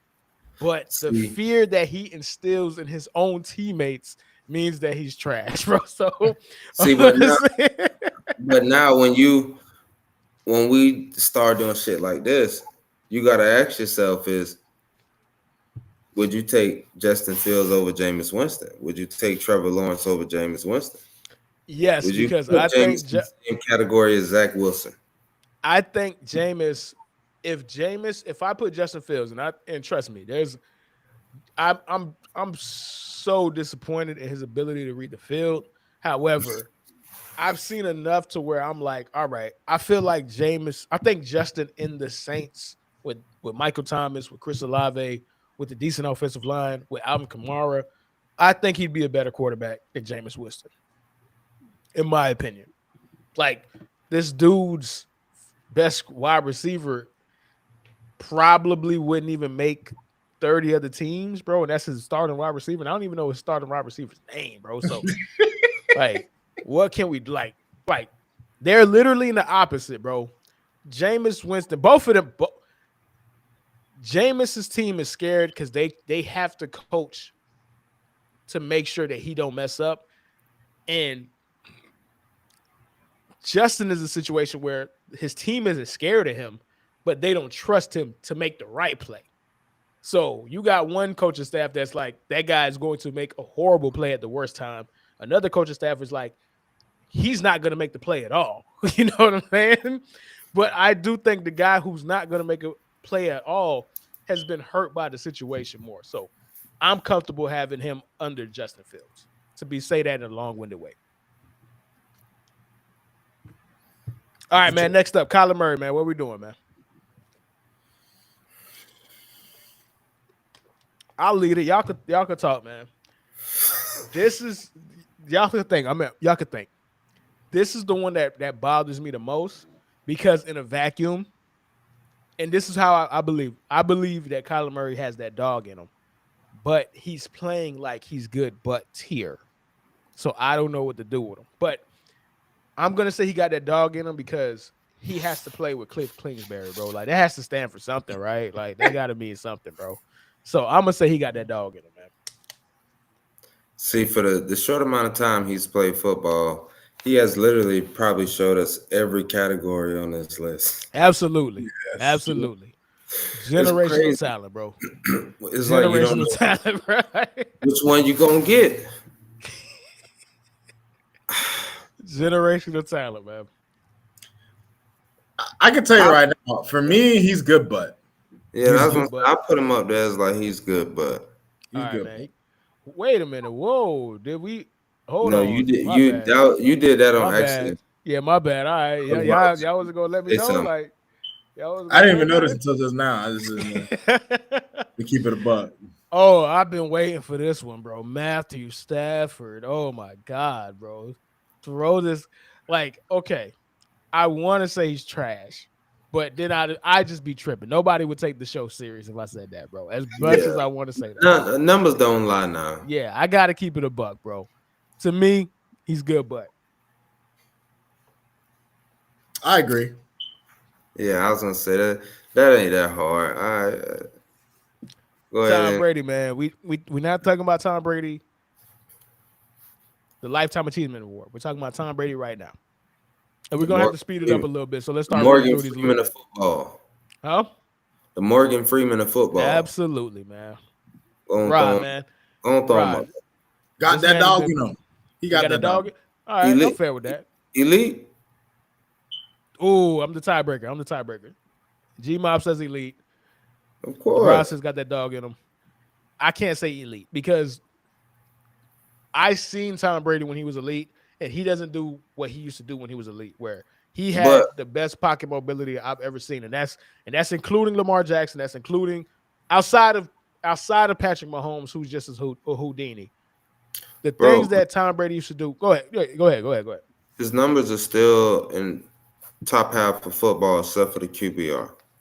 Yeah, but when you watch him, bro, like Tom Brady would stay in the pocket. Tom Brady would make that one or two moves to keep a play open. If you get pressure on Tom Brady now, the ball is going in the grass, bro. It will be an incomplete pass, bro. I guarantee it, dog. And because of that, I can't put him in elite. I will say he definitely got that dog in him. Those Microsoft tablets, they know he got that dog in him. You know what I'm saying? They know he got that dog in him.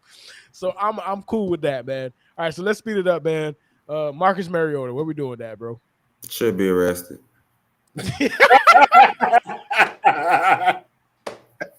You said speed it up.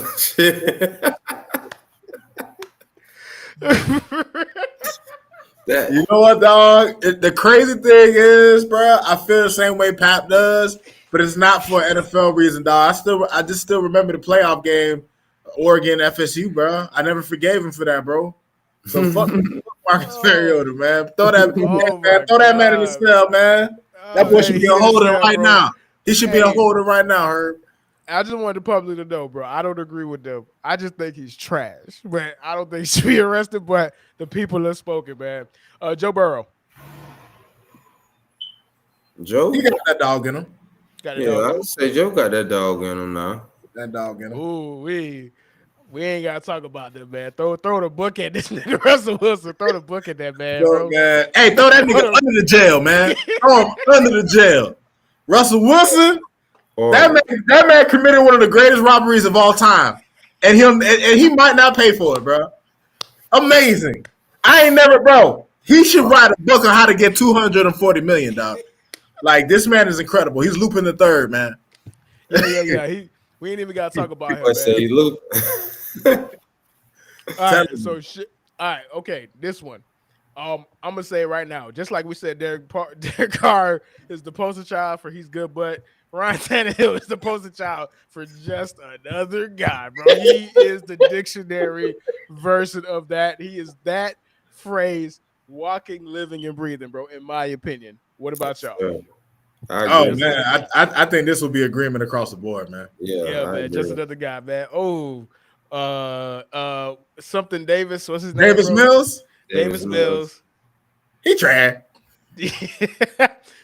It's on you. I'm just another guy. Where you at? He's definitely had better moments than the guys that's in the trash category. So I'll say just another guy. All right, here we go. Man. Dak Prescott. So I will just like G-Mob is biased with Tom Brady and Jameis Winston. Rod was biased with Tua Tagovailoa. I'm biased with Dak Prescott. He is the quarterback of my favorite team, the Dallas Cowboys. Excuse me. So I will reserve my opinion for last, man. G-Mob, starting with you. Where should he go? Whew. See, this is the thing. Dak can actually throw the ball, man. I'm not going to sit up here and act like the man can't throw. But at the same time, it's still Dak. It's like I want to say he got that dog in him, but it's like to me it's like right between that he's good, but and he got that dog in him. I don't know. He's somewhere in that category to me. Keep it 100. Rod. When it comes to Dak, I kind of I feel the same way about Pap, to where I really want to say he got that dog in him, but I feel he's more appropriate and he's good, but like he's better than he's good, but he's like the ultimate he's good, but because it's just like Dak is good, absolutely, but the Cowboys just haven't had the postseason success, and it's not all on him, but they just haven't had as much success as you would have liked to see out of someone who has had like the number one offense like in back-to-back years. I really want to say he's got that dog in him, but I'm gonna go with he's good butt just because it's just like I don't even know what the butt is. He just has a big old butt. I'll let you know what the butt is. The butt is, as a Cowboys fan, the butt is, but you haven't done anything. You haven't done anything. We have one playoff win since 1996. Dak is a part of that playoff win. He is. I'll give him credit for that.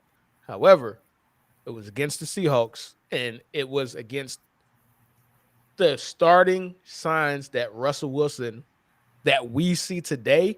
We got that version in that playoff game. Dak didn't have to do anything. Cooper Rush is showing you that the team is good enough. But what is Dak going to do? Dak is great, but he's not good, but he's great, but so what? So as a Cowboys fan, yes, I'm biased to this, but yeah, he's good, but. And until he actually takes that next level, we have Micah Parsons. We have Dan Quinn as our defensive coordinator. We have a really good offensive mind. We got the weapons. What are you going to do, Dak? I'm challenging you on this small podcast. What are you going to do, Dakota, Manning, Prescott? What you going to do, bro? So he's good, but Lamar got that dog. What is that? A disagree? We disagree. Actually, you know what? I'm gonna take it back because Lamar is on the line between elite and got that dog in him. Those are both great places to be. But with Lamar, it seems like a backhanded compliment because everything says that Lamar should be on the elite tier unequivocally. But so how do y'all feel? Before I want to go ahead and make that placement. I would put him at elite myself. Like he hasn't played any bad football. Like he's made mistakes, but at the same time, like he's going to give you something that no other quarterback can. And that's possibly 100 yards rushing with passing yards. Facts. So it's like, then you got he got a security net with Mark Andrews at tight end. Like, I don't know. I put him at elite, man. All right, facts, man. Rod. Well, I'll put it as simple as this. I watched him personally have an MVP caliber game against my team, and it took my guy having like literally the greatest performance of his life to overcome that. I've watched him dominate in just about every football game this season. The Ravens, I mean, listen, there's two sides to the ball, and the defense got to hold their end in the bargain. The offense has to keep scoring, keep drives alive, but I'm gonna say he's elite, man, because at the end of the day, he's a special player. Former MVP, and I think the Ravens will get better as the season goes on, as they get healthier. And they got somebody, they signed somebody, they got a trade for someone that should help bolster their offense. I'm forgetting right now, my bad, but I'll throw him in the league. Yeah. Okay, so for me, and he's gonna be elite because we have two people, so that's all he needs, right, to be in that tier. Me, he is elite, but through 6 games so far, I would put him in that got that dog in him tier simply because, yes, the defense has to hold up the end of the bargain, but if you have a 21-point lead in the fourth quarter and you lose, you have a double-digit lead with, I think, 17 minutes of regulation to go against the Giants, and you lose, and you have another double-digit lead against the Bills, and you lose. Elite quarterbacks don't lose double-digit leads in the season, let alone 3 out of 6 games. So, but I'm gonna put him in the league just for that, man. That's a fair argument. All right, Kirk Cousins, man. Let's speed it up. What we got with him? Who? Kirk Cousins, G-Mob. All right, just another guy. All right, Rod, where you got him at, bro? Well, I was actually gonna have him at he's good, but he's never good in prime time. So that makes him just another guy, essentially. He's gonna stay just another guy, and I'm gonna tell you why.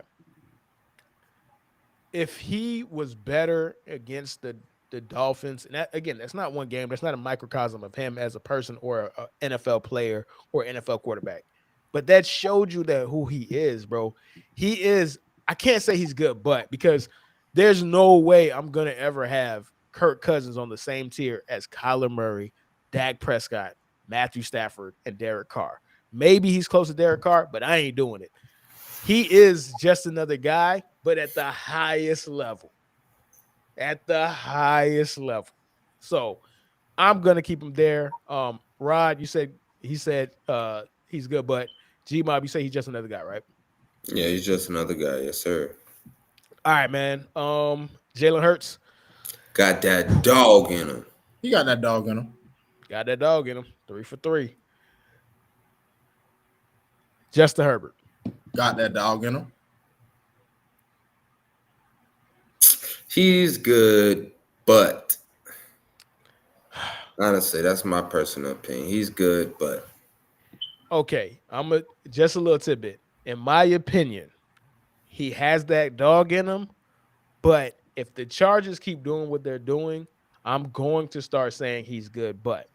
So we're going to have the tiebreaker right now. He got that dog in him, but if the Chargers keep charging it, he will come down, in my opinion, that he's good, but. Daniel Jones, come on, man. Y'all know where he at, man. trash. You might as well throw that boy there. You might as well throw that boy in the jungle, man. Let him straight jag, man. Straight jag. I'm gonna show love because they 5-1, bro. So I'm gonna just say he trash. Every other situation, he would have been arrested, in my opinion, bro. Aaron Rodgers. I don't know where to put him. He's not trash. He's not just another guy, bro. He's literally in between, got a dog in him, and he's good, bro. Yeah, we're not going to don't know which one, Rodgers, bro. Okay, all right. We'll let you cook, bro. Right, man. You know what, man? It's hard for me to say he's good, but right. I don't put it like this. I know he's better than he's good, but I don't feel like he deserves to be and got that dog in him right now. Just because of the state of the Packers. So he's good, but man, I'm gonna do it. All right, so I'm one of the biggest.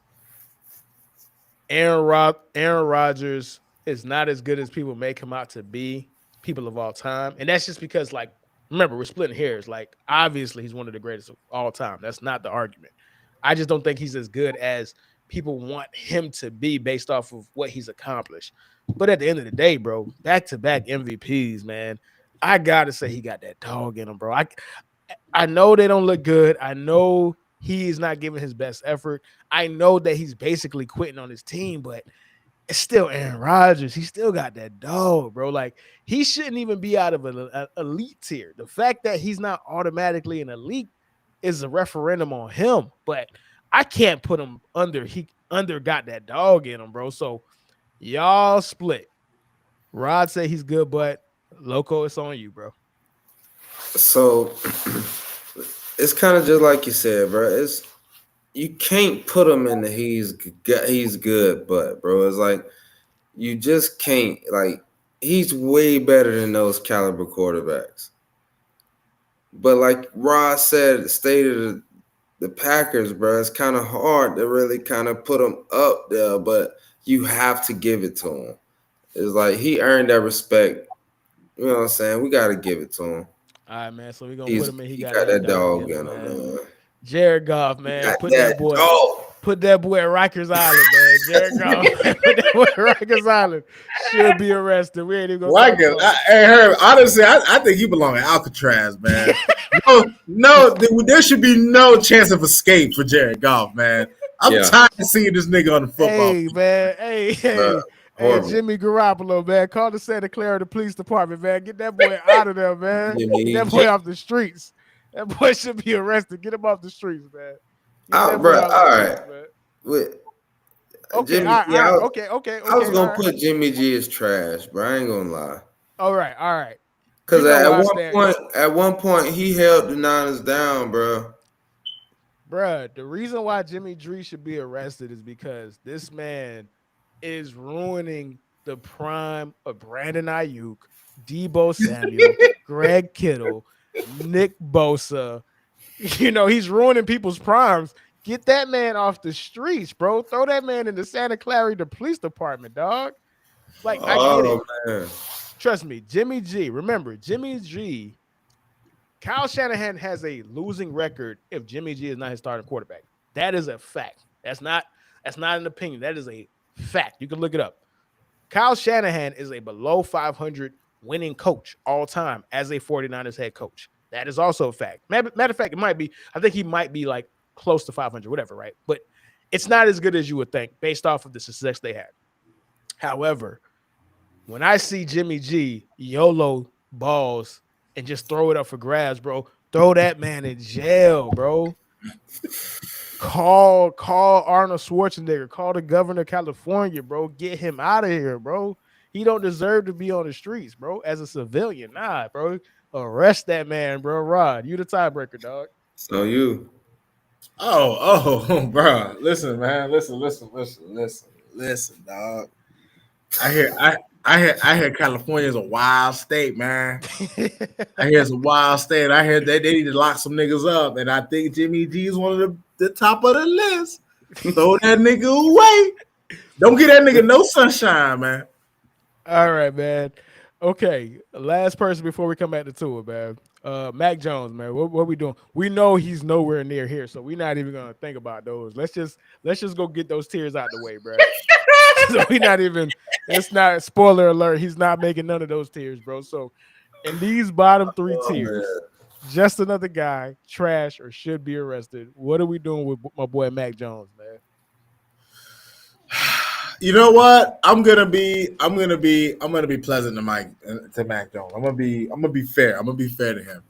That boy is Oscar on Sesame Street, man. Trash. Throw that nigga in the garbage can, man. Trash. Trash ass nigga. Trash. Throw him away. Oh yes, sir. Father's Day, baby. Throw him away, man. Oh my God, man. G-Mob. He one of them quarterbacks without a top tier defense and a good running game. He's always going to be horrible. So we got to give him trash. He ain't been out long enough for me to get him arrested yet. So we just gonna get him trash now. All right. So me personally, I was gonna put him in should be arrested because Billy Zappi is showing you what this man, the team has been holding back, bro. But y'all said trash. It's 2-1, bro. So we're gonna put him right next to his homeboy, another mediocre white man that's walking with a job that he doesn't deserve, Daniel Jones, man. So they could be cool right next to each other, bro. And last but not least, to come back to Tua, man. So I've had enough time to prosper it, man. It is a 3-way split. To me, he's still just another guy. Rod said he got that dog in him. Loco said he's good, but to me, it's a split. So we're gonna put him right there, man. I don't think he got that dog in him. I think he's just another guy. But if we're gonna split, we're gonna find the medium. It has to be there, bro. So Tua, he's good, but. All right, man. So we're gonna go for another break, and then we're gonna come back with the Bookie Boys, man. See y'all in about 5 minutes, man.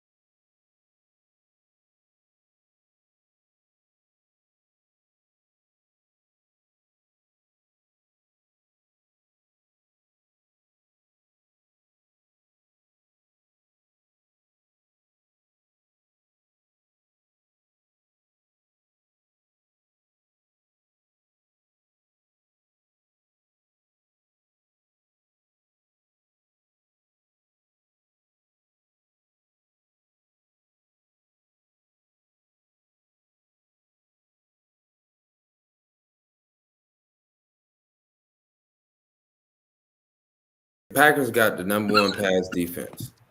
Regardless on what y'all talking about with Tyler Heineke, they have the number one pass defense up to we're going on week 7. I said money line. Y'all took the points. Just be safe.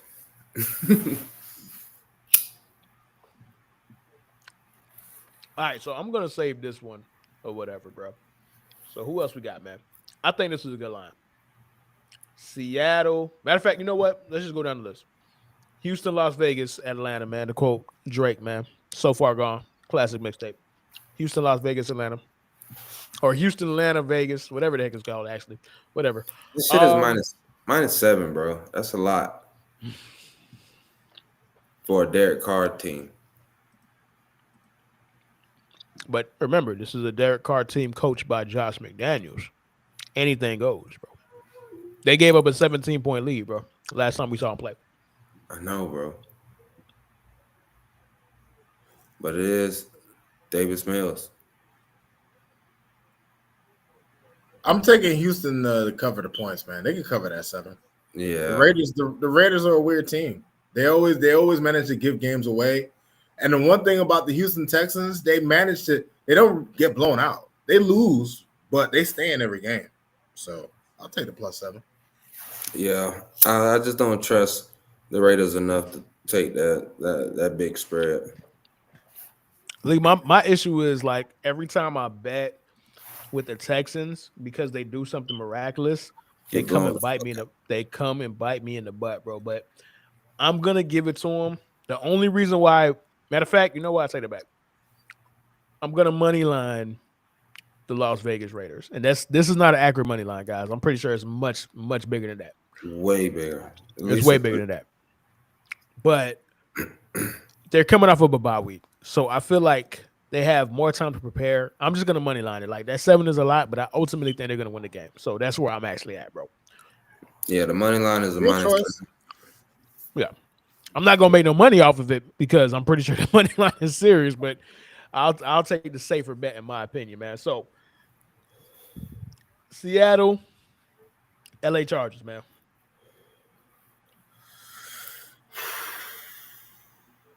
I like the Chargers to cover. Man, Well, why? Why do you like the Chargers to cover? Let me get some analysis. Honestly, I think honestly Seattle's run of Geno being better than he has ever looked is over. I just don't trust them. I don't trust Seattle to be able to keep up with the Chargers. Rod.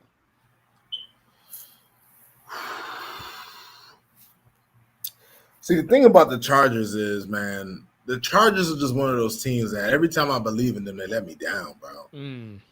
Every time I bet with the Chargers, they let me down. And I do agree with G-Mob. Geno Smith kind of came back down to earth last week, but he just had the luxury of playing the Cardinals team that isn't obviously the Cardinals team that showed up tonight.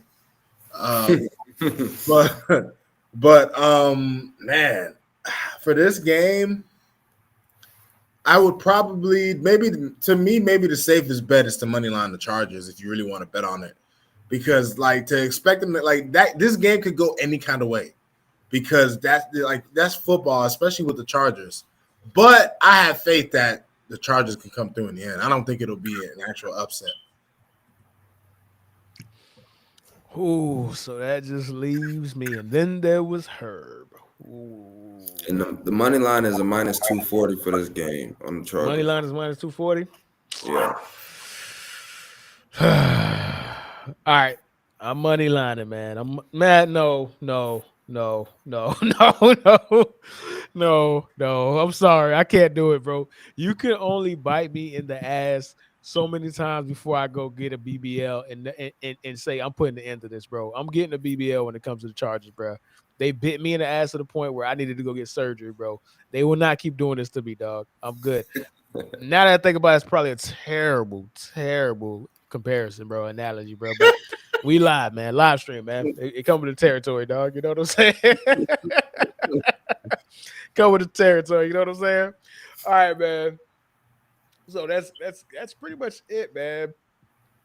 You know what's funny? You know what's funny? And this is a little, I'm talking to y'all, man. I'm talking to the people. This one's for the people. My upset alert was actually supposed to be Houston, Las Vegas. I was actually going to take the Houston, Texas outright, and I completely forgot. So, yeah. So there's that. My bad, guys. Kind of fun with that one, man. But, hey, we like to be transparent on the pod, man. That's how we get down, man. All right, so other games for the week. Let's go ahead and make this a little bit bigger. Make this a little bit bigger, man. We got Pittsburgh, Miami, man. What we doing with that one? Honestly, with this game right here, my favorite pick out of this game, I don't know what the lines are. They haven't came out yet for the player props, but I think Water will have a great game this week with Tua coming back versus that Steelers defense. So whatever his receiving yards over is, I like the over. I don't care what it is. I know it's not going to be crazy high, so I like that over. But as far as the game itself, I think Miami will come out and ball. I really do. They haven't been playing good football because of, quarterback situation, but now they got their quarterback back. It's time to get back to business. All right, so you taking them to cover? Yes, sir. Okay. All right, man. We're gonna go ahead and put you right there, dog. Put a little G Mob right there, man. Rod, I'll let you have it, because it's your team, bro. So I'll let you have that last pick, man. It depends on who starts, man. Rod, don't take this personal, dog. But I'm just gonna bet on the fact that the Dolphins are gonna find a way to F it up, bro. So I think they're not. I think you guys are gonna win.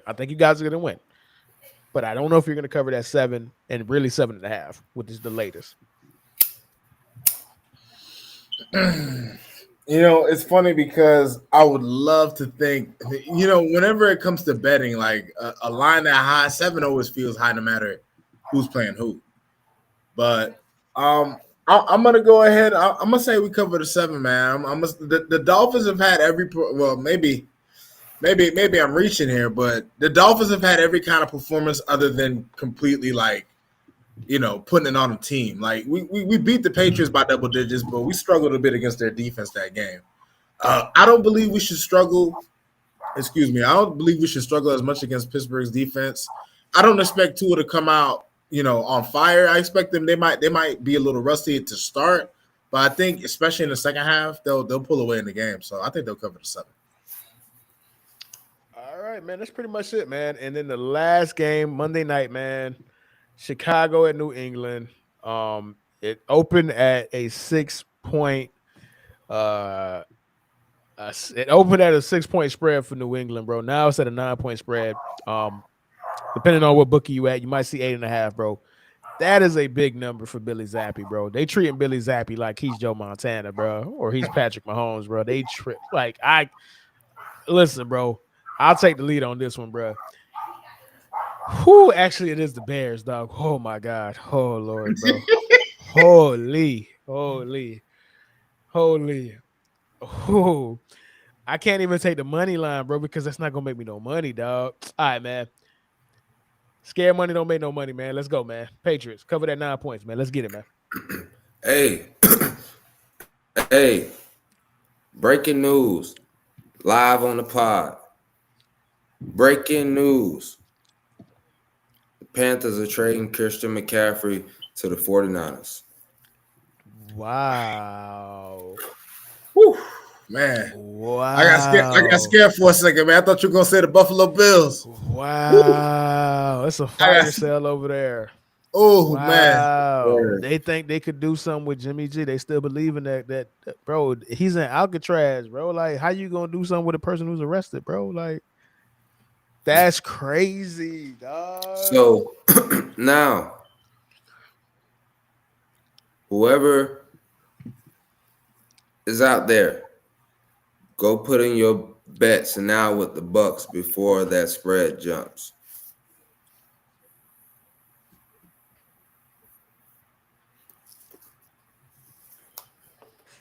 Rod. We talking about the Bucks game? No, I don't know. We talking about No, the I was Chicago just- and New England. Yeah, we talking about Chicago. and New Oh. England.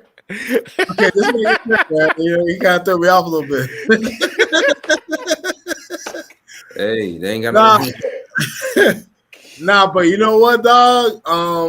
To me, like the thing about New England is, man, and I hate to admit it, but you gotta call it how you see it.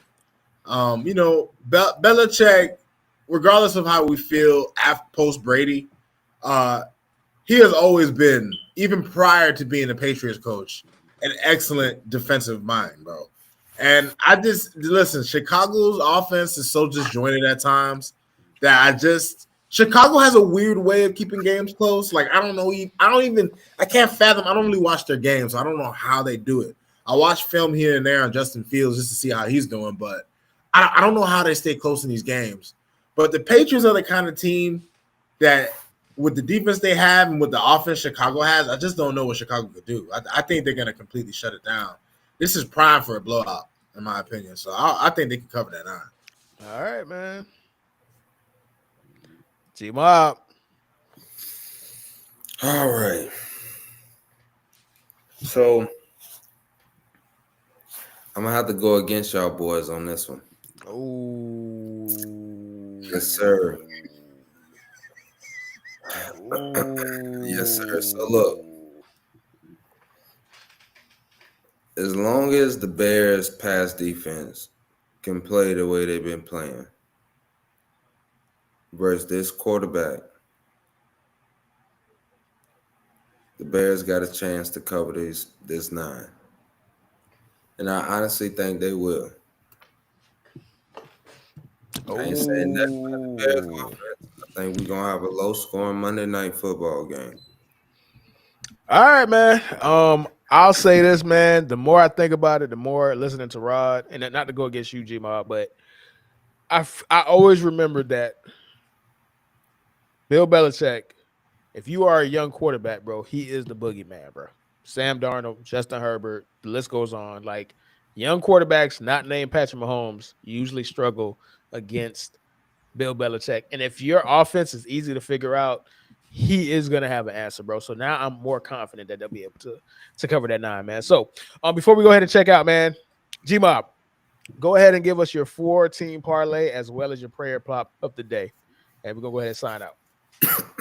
So, like I said, my player prop of the day would be Jalen Waddle, receiving yards over. The lines haven't actually come out yet for the player props, but I don't see it to be, too high with the way Tariq Hill has been playing. So, I like Jalen Waddle receiving yards over. Now, as far as my 14 parlay, and now this is against the spread to cover, no money line, just straight up cover game. I like the Chiefs to cover the -3. I like, honestly, the Jags to cover the -3. I like the Cowboys -7. And I like Tampa to cover -11. Now, if that spread go too crazy high, I will take that off my parlay. All right, so one more time for the people, man. What's that 14 parlay? Cowboys -7, Chiefs -3, Jags -3, and Tampa -11. All right, man. You heard that, man. G-Mob's 14 parlay of the week. We are the Bookie Boys. We are the Phin Outta Water NFL podcast. But most importantly, we are homies who just love football. And we appreciate everybody who sat through on this live stream for Thursday Night Football in our Week 7 preview, man. So go ahead, and I appreciate y'all boys for pulling through. I appreciate y'all for showing up. I appreciate y'all for devoting time to this because y'all don't have to be here. It's love, and I love y'all, man. So go ahead and sign out, and I'll sign out as well, man. Nah, man, listen, man, I always appreciate doing this with you, Herb. We've been really doing this for a long time, and now we taking this to the next step to another level. You know what I mean? And then I'm happy to be on this journey with you. And my boy G-Mob, man, you already know, man. Even though this is Phin Outta Water, we got a cannon in the back for the buck, man. So you know you're always welcome to slide on this and share your football acumen, your insight. You love football just as much as we do. Yes, you took sir. the time to do some research. You know, we appreciate it. And, you know, you welcome anytime, man. You're a part of the Couch Bros, my boy. You have a nice seat right over there. Hey, I appreciate y'all, man, for real. Thanks for having me. You know, we're going to have plenty more times, plenty more of these Bookie Boy days. And that's what it is. Bookie Boys for life, baby. Absolutely, man. And with that, I say deuces. And to quote the great Gavin Miller, get the cannon. That's an inside joke. Y'all not going to know that. All right, man. Deuces. Peace. Yes, sir.